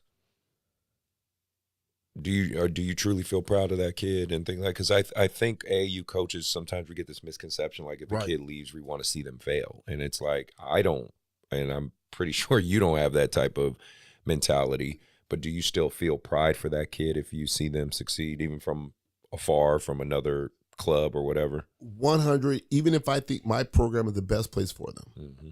Even if I still in my core know like this, you left a better situation, but I'm glad that it eventually worked out for you. Yes. I had Brooklyn Perry, kid out of St. Mary's High School, then she went to Folsom last year. Oh yeah, I remember Brooklyn. Yeah, I remember. Played with YBL a little bit, right? Yeah, she played with us a little. Played all over. She played with everybody. But Brooklyn come to JBS finally because it was one of those situations. I didn't go after Brooklyn. Matter of fact, Dad just texted me today. Yeah. Didn't go after Brooklyn. Brooklyn sought me out because they were like kind of burned bridges a little bit with different programs. Like, okay, they want to be on the stage. Had a phenomenal sophomore year with us. Decided like, okay, I want to try to play in the EYBL program. Okay. Goes out there, didn't pan out for them, and then decided they want to come back. But when she went, I was like, man, and when she went again, I was like, go do that. If that's what you feel, I wish you all the best. Right. Everybody knows she ended up tearing her ACL that following summer though. And but I truly like Mary Carter. Everybody knows Mary Carter, Player of the Year 2 years in a row. Drama happened at Rockland High School. Mary Carter tried to go to 4 different schools before she ended up at Antelope High School. She tried to go to. They tried to take her to Oak Ridge. Tried to take her to Del Oro. They tried to take her to. It wasn't Whitney. I think Wood Creek. All those schools were impacted or wouldn't let her get in after the drama that happened at her high school at Rockland. Antelope was her last choice. Well, the deal was when Mary was in the 8th grade, she played for JBS. 9th grade, she played for JBS, and then she left us to go play for Cal Stars. Okay. Right. Now I felt this is during COVID. Things was kind of weird. Yeah. Now I felt JBS was the best place for her, but when she went, I wish her the best of luck. Of course. And then because I didn't have that I hate you mentality, how dare you leave us, she ends up in Antelope High School. How's that? Right? She ends up in Antelope High School, and we go win the section. And we go to her first year. We go to the state championship. We go to NorCal final. And it's like, and I've been in that boat with plenty of the kids that left or whatever. You know, I think I'm the best place for them and the best advocate for them. We should. You have to. Yeah. If you're a legit coach, you got to feel like you're the best. But that don't mean it's always going to work out. Right. And then, but I'm not hating you afterwards. Oh yeah, of course. And it's just, you know, there's some, and we know this. There's some programs, coaches that feel some type of way, and you know, absolutely. I just because you're here on the platform, I just wanted you to be able to say your piece on it. I'll be honest, it never feels good. No. It never feels good when your kid leaves you because you're like, oh, forget. man. I feel like parents sometimes forget we're human. We're human. We're people. Like and with feelings. What I always try to tell parents is, especially because I trained too and whatnot, I said, remember all those hours your kid was in the gym? 100. Guess who was there with them? 100. Like I was there too. You know what I mean? So when you now all of a sudden say, you know, thanks, Chris, we appreciate it, but now we're here. Yeah. I feel for me, why I deal with it the best is because of my professional career and in watching kids or teammates get traded sometimes, and you got to shift quick. It don't feel good, but you got to keep it pushing. Yeah. And like, you're right. Like, you know, when Mary Carter left, I was like, man, we had you since you were in 6th grade. Now you're going to Cal Stars, same like you're saying about the guys on the guys' side. Yeah. Go be great in Sacramento. Put Sacramento on the map. Why are we going to go help Cal Stars when they're getting kids from all over the country? Yeah. And then she would have been an amazing kid if she stayed with JBS. But she went to play Cal Stars and been a role player. But right now she's at Cal Poly, my alma mater, and I'm happy for her. But yeah, it never feels good when anybody leaves you. I don't even, and really, honestly, we know, I don't care if the kid don't even have any skills. Right. Right? Because they become part of your family, part of your investment, part of your time, part of your commitment. But I'm sweet, I promise you, it hurts for a second, but you got to move I on. shift quick. Because you get so That ain't a used to good it. thing. I guess you kind I of don't numb know. to it. You know what I mean? Well, let me ask you this. Couple more questions before we get out of here. It's been a great show, so thanks for I know. You bearing didn't with know me. You realized I was going to talk so much, And- nor did I. I really didn't know how you were talking about. You said this is going to be 2 hours. I'm like, this is a long. No, I love this I format. had no idea this was going to be I'm trying 2 to be hours. Joe Rogan one day, man. Yeah, I man. want to be the Joe Rogan of AAU. Legit, right? Legit. I'm impressed. And I know from your perspective, Yep. as someone who is a 3SSB program, Yep. the only one really in Sacramento, Only one in NorCal. if you're taking a lens on the boy side, and I know I know you're not in it, but you know the landscape. But I know it, right? What do you think we're missing, or what's the piece we're missing to really get a true? Because obviously PHPS and myself, Right. and I say myself, not YBA, because they gave me they don't. When Dom and those guys and Justin and them came to me, they were like, Chris, we want you and your teams. We don't want the whole organization, because YBA is still a Nike affiliate, right? So, Right. That's why if you look distinctly, the way it works with me, my teams are YBA Elite Rise. And then when you go to high school, we call it Team Rise, right? And that's because we had to change the name because, we can't be a Nike program with Zero. Adidas. So, but again, we're not 3SSB trying Right. to fight to get there. I know PHPS is. I think there's Team Sacramento. They're another 3SGB He's team. like at a certain age group, though, right? He doesn't have the 17. No. Ryan's doing it with kind of worked it out with Phil Handy somehow. Yeah. And so the boys' game, man. I mean, the girls' game is getting a little like you got to kind of watch your back a little bit. You got to know who's calling shots. And it was trying to be moving and shaking because there is becoming more money involved. Right. The boy is a dog-eat-dog world game. And it's, for you guys, you have to be really special in what you do and how you maintain your kids and how you got so many different elements that we do. Once you make a kid legit and the kid becomes like a top 10, a top 20, top 50 kid in the country, how do you hold him if he's not already part of a 3SSB program? Right. Or an EYBL team. Right. Because they can throw free. They can throw gear at these kids. I lost 4 or 5 of my top 16 studs from this area that I had been coaching since like 4th, 5th grade to Jalen Green Elite. Right. You know what I mean? And I understand that's a part of the game, but still sucks. So how do you also get your foot in the door when, let's say, there's been some kind of relationship between Ryan and Phil Handy? Yeah. Phil Handy's got a voice. He's not really an Adidas guy, but he has a voice because he's a Lakers assistant coach, player development coach. Of course. He's got a voice. Phil's my guy. And Phil and I used to play together in the San Francisco program together. So he's got people's voices. The girls' game is still not like that where you have to be somewhat affiliated with a name, Jalen Green or Phil Handy or Team Lillard. Or CP3, right? They're all kind of put their names on some program. So they're giving slots because of that, because of the NBA guys' names on it. I just feel Sacramento deserves one. Sacramento, at least one, because they pull from our kids so much. You know what I mean? Yeah. Like these kids go down to take that 2-3 hour drive to the Bay. Ridiculous. And I'm like, the kids that went to Jalen Green, they're driving down to Fresno. Ridiculous. You know what I mean? And it's like, ridiculous. Do y'all not get if we just because for 1 or 2 years said, hey, we're gonna bond, stick together, we're gonna put ourselves on the maps, people will come and notice. But I guess that's just I don't know. That's so a pipe on the dream, boy side, you would probably have to get somebody that's gonna really finance it, where they're gonna say, okay, can we keep you guys all here? And now you're getting tricky with the whole NIL stuff. Like people are trying to pay the girls already in high school, and I know in the boys it's even a different monster because there's so much more money in the boys' game. Yeah. And a potential like Jalen Green. If Jalen Green turns out to be who he is, he's going to be Jalen Green. He's got an NBA contract with a lot of sponsorship and money behind it now. Jalen Green was a prolific prep just 3 years ago, 4 years ago, or he was at San Joaquin Memorial before that, right? So it's just, in order for us to really get Sacramento to get a team, somebody's going to have to really get buy-in from the elite level kid. Honestly, even that wouldn't work. I was going to say, I would even like, you take some of those kids that were at Sac High, some of those kids I personally know come from struggling backgrounds.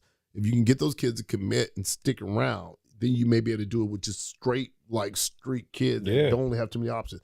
But the problem is, kid gets legit. He's out. There's sponsorship with Lillard. There's soldiers. There's just it's a tough, and I talk about it on the show, and it's funny because some people don't like that I'm so candid about this shit, but I just don't care. You know what I mean? Right. Like, this is my platform, so I'm going to speak on it. And I want something for Sacramento for the boys' side. I at least, even if it wasn't me, I want it to be somebody. But, for me, I'm like, why not me? You know what I mean? 100. Why not? Like, why not YBA? Why not Team Rise? Like, and I'm not going to stop fighting for that. No, 100. You got to have a plan. Yeah, but I did all that without a plan, but now I understand. Yeah, I got to have a plan. Yeah,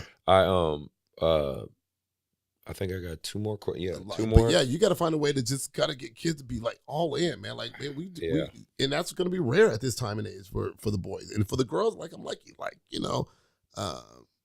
I said, Liv is legit now. Nina Kane is legit now, and like, sure, people have called them. People probably not Liv, but mostly Nina, and now they're like, why would I leave? Because I got here with this. That don't happen on the boys' side. Right. And you got to do your part in making sure that they're getting their offers. And you got to do your part where you're reaching out and advocating for them. But for the girls' side, you just want parents trust you and they buy into what you do. Like Dixie, I can't even say Dixie McClellan. I can't even say her last name right. But Dixie out of Folsom High School plays for me. Like, a lot of people didn't have a vision on her like I did. Yeah. Kid had an amazing summer. They're going nowhere. I can tell you that. That's it. They're going nowhere, no matter who comes out there now, That's good. So I got, which is rare, this next year, my core 8 kids are coming back from last year's top team. We're a problem. Yeah. So I don't need to go out and get kids next year. I had a vision like, okay, I'm going to make this because we're all going into the contract year next year. So you want to come out with a bang that year when you come out to end of the contract year. Because we all got signed a 3-year deal. Yeah, and then it's all game open again. Now, I'll tell you right now, the one thing I don't like about the club scene with the AU scene with the 3SSB is that I do have somebody else making decisions that can affect my program, whether they think I'd still deserve 3SSB or not. Yeah. I don't like that. When I was an independent, I was like, we are who we are. Yeah. And we'll see anybody and everybody. Right. I agree. The only thing what the circuit did is like kind of made it exclusive who you can play. Yes. And now I have somebody else who's a good dude. I know you probably should have met Mike Barnett already, who's in charge of Adidas. I have. Mike's a good dude. He has good intentions. But at the end of the day, they're deciding in December next year who still stays and who goes. Right. I'm not so. Yeah, no, I don't like that either. Yeah. Because I'm still in the gym on Saturday and Sundays and grinding on right. Thursday nights now with my little baby because I have to have practice on Thursday nights. But I'm in the gym. Yeah. I'm there. So now at the end of the day, you're going to decide like if we're 3SSB or not. And then I got to make sure at the end of the day, if that does or does not happen, do I have enough buy-in from my parents that we are legit? Like, you wouldn't want to leave this. And that's what you get on the girl side. Like, I got 8th graders right now. I know no matter what, they're going to rock with us no matter where we go. Yeah. No matter what. And they're legit. Right. That's good. And like you said, you got the buy-in early. Yeah. Well, what do you think about the NIL deals and whatnot on the girl side? Like, obviously last year, I think I mentioned it. Well, you talked a little bit about before the show with like Angel Reese and what the girls side has accomplished in the collegiate side. Obviously, I think there's kind of a trickle down effect where now women's basketball for sure, college and down is more on the forefront. I think some programs, as I'm hearing, some club programs in LA and certain areas are trying to put money in kids' hands and pockets early right now. I think right now I'm all for it, but I think we just got to figure it out how they do it and how it works. Because I think the beginning stage of it right now, as it's trying to be trickled down to this level, the AU scene, is going to get ugly. Yeah, people are going to be making promises to certain kids, and this is sports. Yeah, when you start making promises, you got to hold up to it. And I got a roster of 12 kids. Somebody's bubble is going to get busted. Right. Right. And typically, I usually keep about 9 kids or 8 kids on my roster right now because I know a couple kids, bubbles are going to get busted that might fit for what we do. Exactly. And that's going to happen. Well, and like, it's tough because my fear is, and I talked about it on some previous shows, is, you now have a lot of kids with a lot of money, just walking around basically. You know what I mean? Like that's why they said Angel couldn't go to school anymore. You know what I mean? Because now you essentially have millionaires walking around college campuses. Imagine if you've been to USC, I'm sure. Oh yeah, and yeah. A couple blocks. Oh yeah, off of that campus, it gets thick. Now imagine you got William Watts. Imagine you got that millionaire going to USC. And unfortunately, you can't deny the elements that are out there. You know what I mean? How do we maneuver this? Well, so these are type of things, nuances. Well, I'll even add to that. Like you probably don't know, I have a daughter. My daughter went to LSU last year, the year before last. Okay. So I've been to Baton Rouge. I've been to LSU. Yeah. You don't want to leave campus, right? My daughter came back home. Now she's at Cal State Monterey Bay. I sleep a little easier at night. Right. Like LSU losing, it ain't no joke, man. That's what I'm saying. It is not no joke. And so you're talking about Angel Reese walking around. People opportunities. Yeah. If I get an opportunity to come up on, they're going to come up. And same like you're saying with USC, these guys are getting crazy amount of money. You look what happened at Colorado with the football players from Colorado that got robbed at the UCLA stadium. That's insane. But it's again, I can't really speak on the NIL deal because I don't really know enough about it and how it's trickling down more to the AU. But I will tell you this. I need to learn about it because I would never want to lose a kid because of an opportunity we could have provided for them. But I thought about this on my flight back from the Philippines. At the end of the day, those kids, your top kids that are getting sponsored, sponsorship is probably worth between $3,500 to $5,000 per kid. Right. Is that not an NIL deal? Is that not, other than seeing the actual money in your hand, is that not basically exactly what that is? When you talk about your flight, your hotels, your club fees, your uniforms, your gear, you're talking about, for those top kids, it's about $3,500 per kid. And it's like, and you want more? You know what I mean? Like, capitalism at its best, I guess. But that is basically an NIL deal. Yeah. Basically, you are not paying a dime. Right. For your very top kids. Yeah, I agree. Got a hot take. Okay. So, now that we're rolling into high school season. Yes, sir. And you have a unique perspective because you are a high school coach and heavily involved in AAU. Yes. That's why I wanted to ask you specifically this question. I've observed, because I've worked at high schools. I worked at Whitney. I worked at Encina. I worked at Oakmont. I was a JV freshman, whatnot. Shout out to Matt Johnson. I was going to do Shack High until all that went down. But, I always, in my opinion, in observing the landscape, there's this weird tension between, not every high school coach. I want to say, if I'm being honest, the high school coaches that I would say around my age, because I'm 40, right? So I would say the high school coaches that are between my age of 35, 40, whatever, they understand how AAU can help their kids. Right. It can actually do a lot of work they don't have to do. So they like to work with AAU coaches. Like I brought up Coach Holloway at Bandit. Me and him worked. He's sent me kids from Bandit. Coach sent his daughter to us this year. See, that's what I'm saying. Yeah, he had Coach Clark at Ponderosa. He sent me kids. You know what I mean? Like, and I have great relationships with these guys.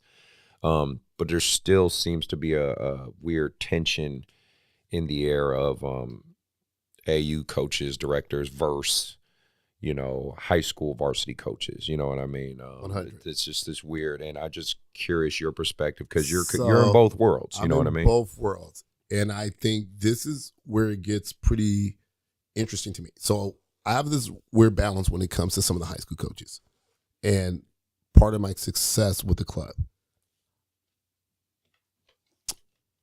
I have a great working relationship with the high school coach because I tell kids first and foremost, and their high school coaches, I am a high school coach first. Yeah.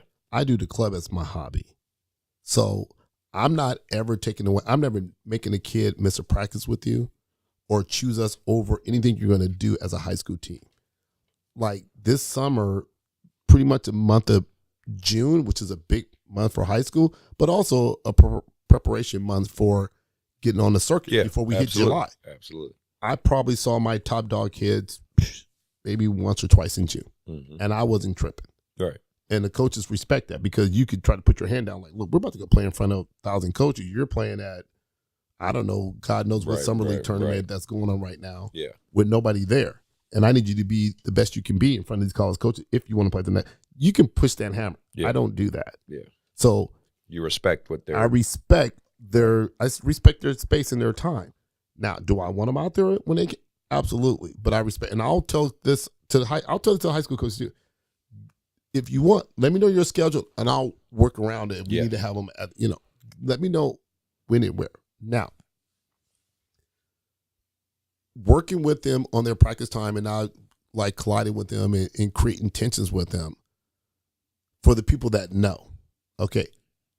We are a great relationship. You look at my kids from Oak Ridge, we're great. We're fine. We're great.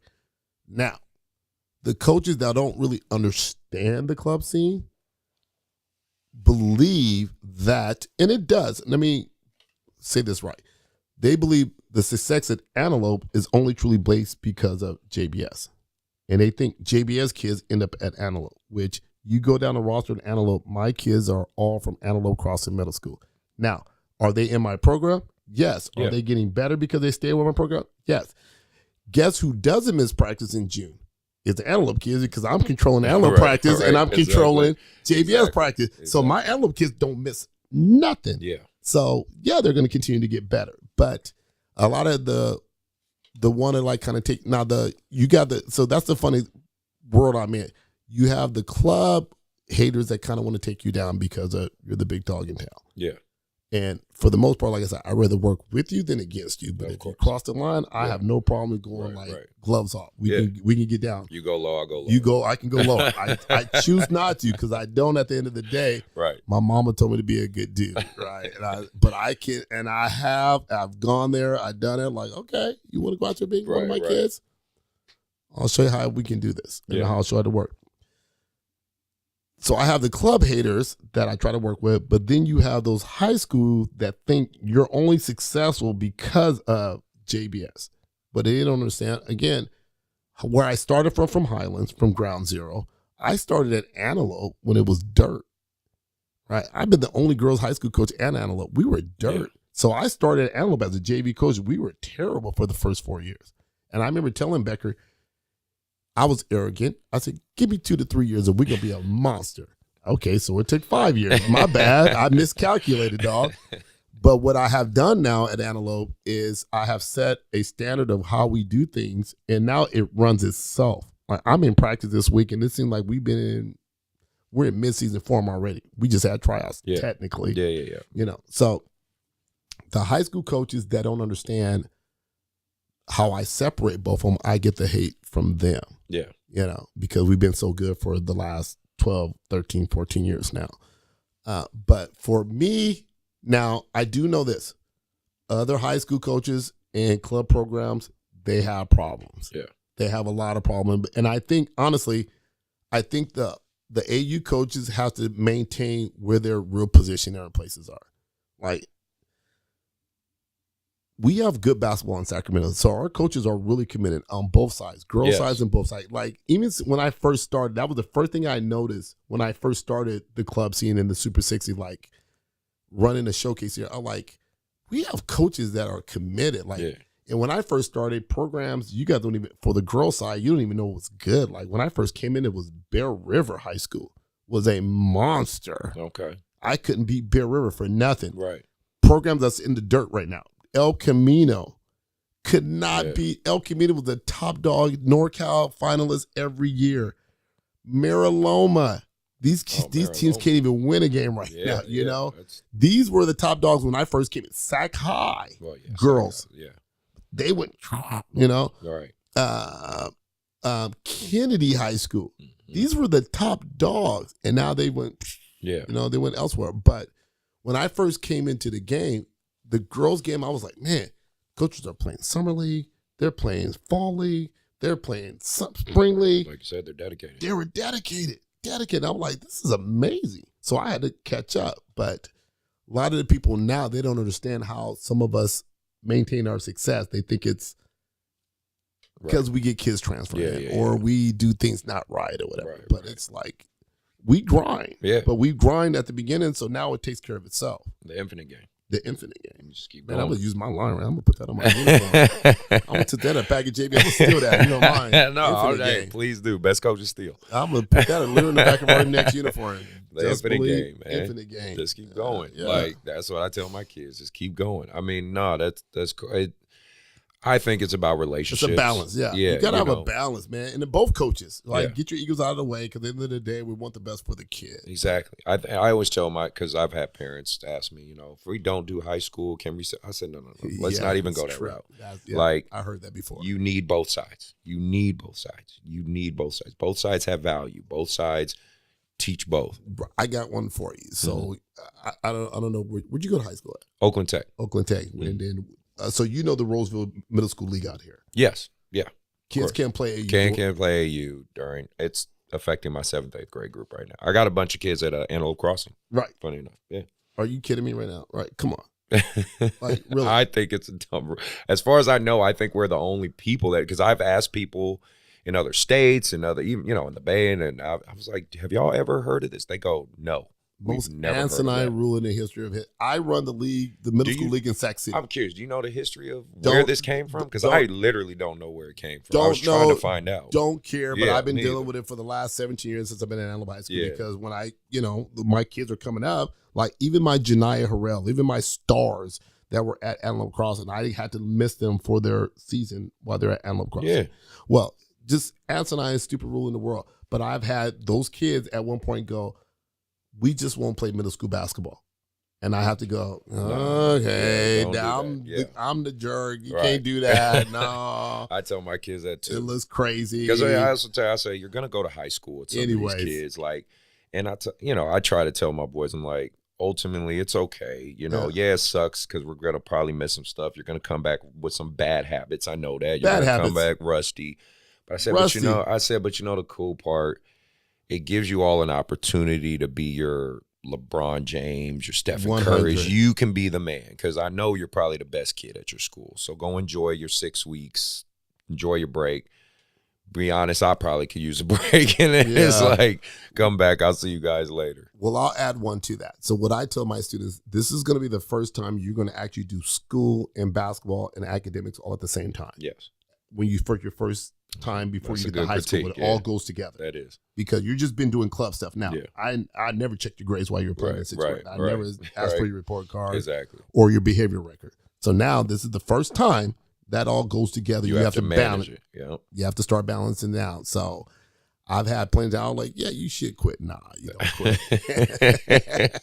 Don't quit. Man, but it's the dumbest rule. But I don't know where. I don't know. I don't care either. Like you said, I just think it's like, why do we do that? Whatever. Yeah, but keep playing. Play the middle school year. 2 months. It is a long time, and you're right. A lot of times the kids come back a step slow. They missed a beat, and you got to catch up. Yeah. Those kids, like my league in Sac City Unified, we don't have that rule. Right. You can play all long as you want to. So those kids are going to keep playing. Because I have some Sac kids that some of my 7th graders are Sacramento kids, but obviously they're a 7th grade team. Majority of them are out here, so they're shut down. Yep. So I've been playing them up with my 8th grade. Yep. And because half my 8th grade is Sacramento kids, so I kind of have this weird mixture team. Yeah. But I've said, you guys are going to get the benefit of playing up 100 for the next 6 weeks, 7 weeks. So that way, when all your teammates come back, you guys will probably be better than them right now. Right. So, there's ways to, I guess, maneuver around this, but maybe I need to spread my JBS 7th grade team. They're gonna be a mess. They're all from Roseville. They're all about to be gone. But I might be able to mix them up with some more Sac South kids. Nah, real talk. Let me get it's my outro music. Okay. No, I appreciate you coming here, man. That was good, man. I We've been trying to appreciate set you it up for a while. talking. I know. I talk a lot, man. You get No, me going. you're fine. You're fine. Yeah. This is what trust me, you did exactly what the idea of what the show was. I'm going to have a lot of good clips I can put out on YouTube. Yeah. I got, because the Bobby Jackson episode I just did. I watched that whole thing today. Yeah, did you like that? Yeah, It was fire. good. Yeah, Yeah. man. And that was, funny enough, that was the day before he was leaving for Philly. Okay. We finally linked up, and he was like, Chris, I'm going to come through. I'm going to sit down and talk with you for at least an hour. Cool. Let's talk. Yeah, that was fire. That was good. Did you have any quick shout outs or anything man. you want to get? So what made you put this all together? What was your drive to this? Honestly, if you want to know the truth, I was a fan of Matt Barnes and Steven Jackson's podcast, All the Smoke, and other podcasts, because I work at UPS. That's my actual job. Oh, okay. Yeah. So and so I'm always listening to podcasts when I'm at the hub, and I was like, we have a lot of people talking to the high end. Yeah. Right? You know, the Stephen A's, JJ Redick's, they all got their podcast, Draymond Green, they talk to the high end, but there's this big gap of in between where we don't talk to the kids as they're up and coming. Again, let's say Andrei Stojakovic makes it to the league. Sure. I was able to have a sit down with him before any of that happened. You know what I mean? And I don't think there was enough AAU podcasts really explaining how this works, what to look for. Consistency. Yeah, I don't think giving coaches like yourself a platform, because a lot of people don't know your guys' history. They see, like you said, the guy on the outside. They see the small 5% of you. They don't get to sit down and really hear where you come from, because I think this humanizes us. Absolutely. You know what I mean? Yeah. So that's honestly where it came from. It was just wanting to create a voice for everybody. No, this is fire, man. Thank you. This is real good. I appreciate it. I'm glad I finally got it to do it. Me too. We've been talking about it for about a year or so. I know. now. That's what I'm saying. And shout out to all the high school kids. Your high school season starting. Good luck to you, coach. Good luck this year. And everybody have a good season. I will have links for coach. Go follow him, please. Go check his program out. If you're ever in Hardwood and you see, like you said, the orange and gray, and go watch him and see his journey. Again, if you made it all the way to the end, you're a real one. Do the HBO special again. Hit that like, subscribe, help a brother out. Be safe. Take care out there in that basketball community, and peace. Yeah, I'm gonna push this out to the Philippine community. This is gonna go viral. Oh, that'd be perfect.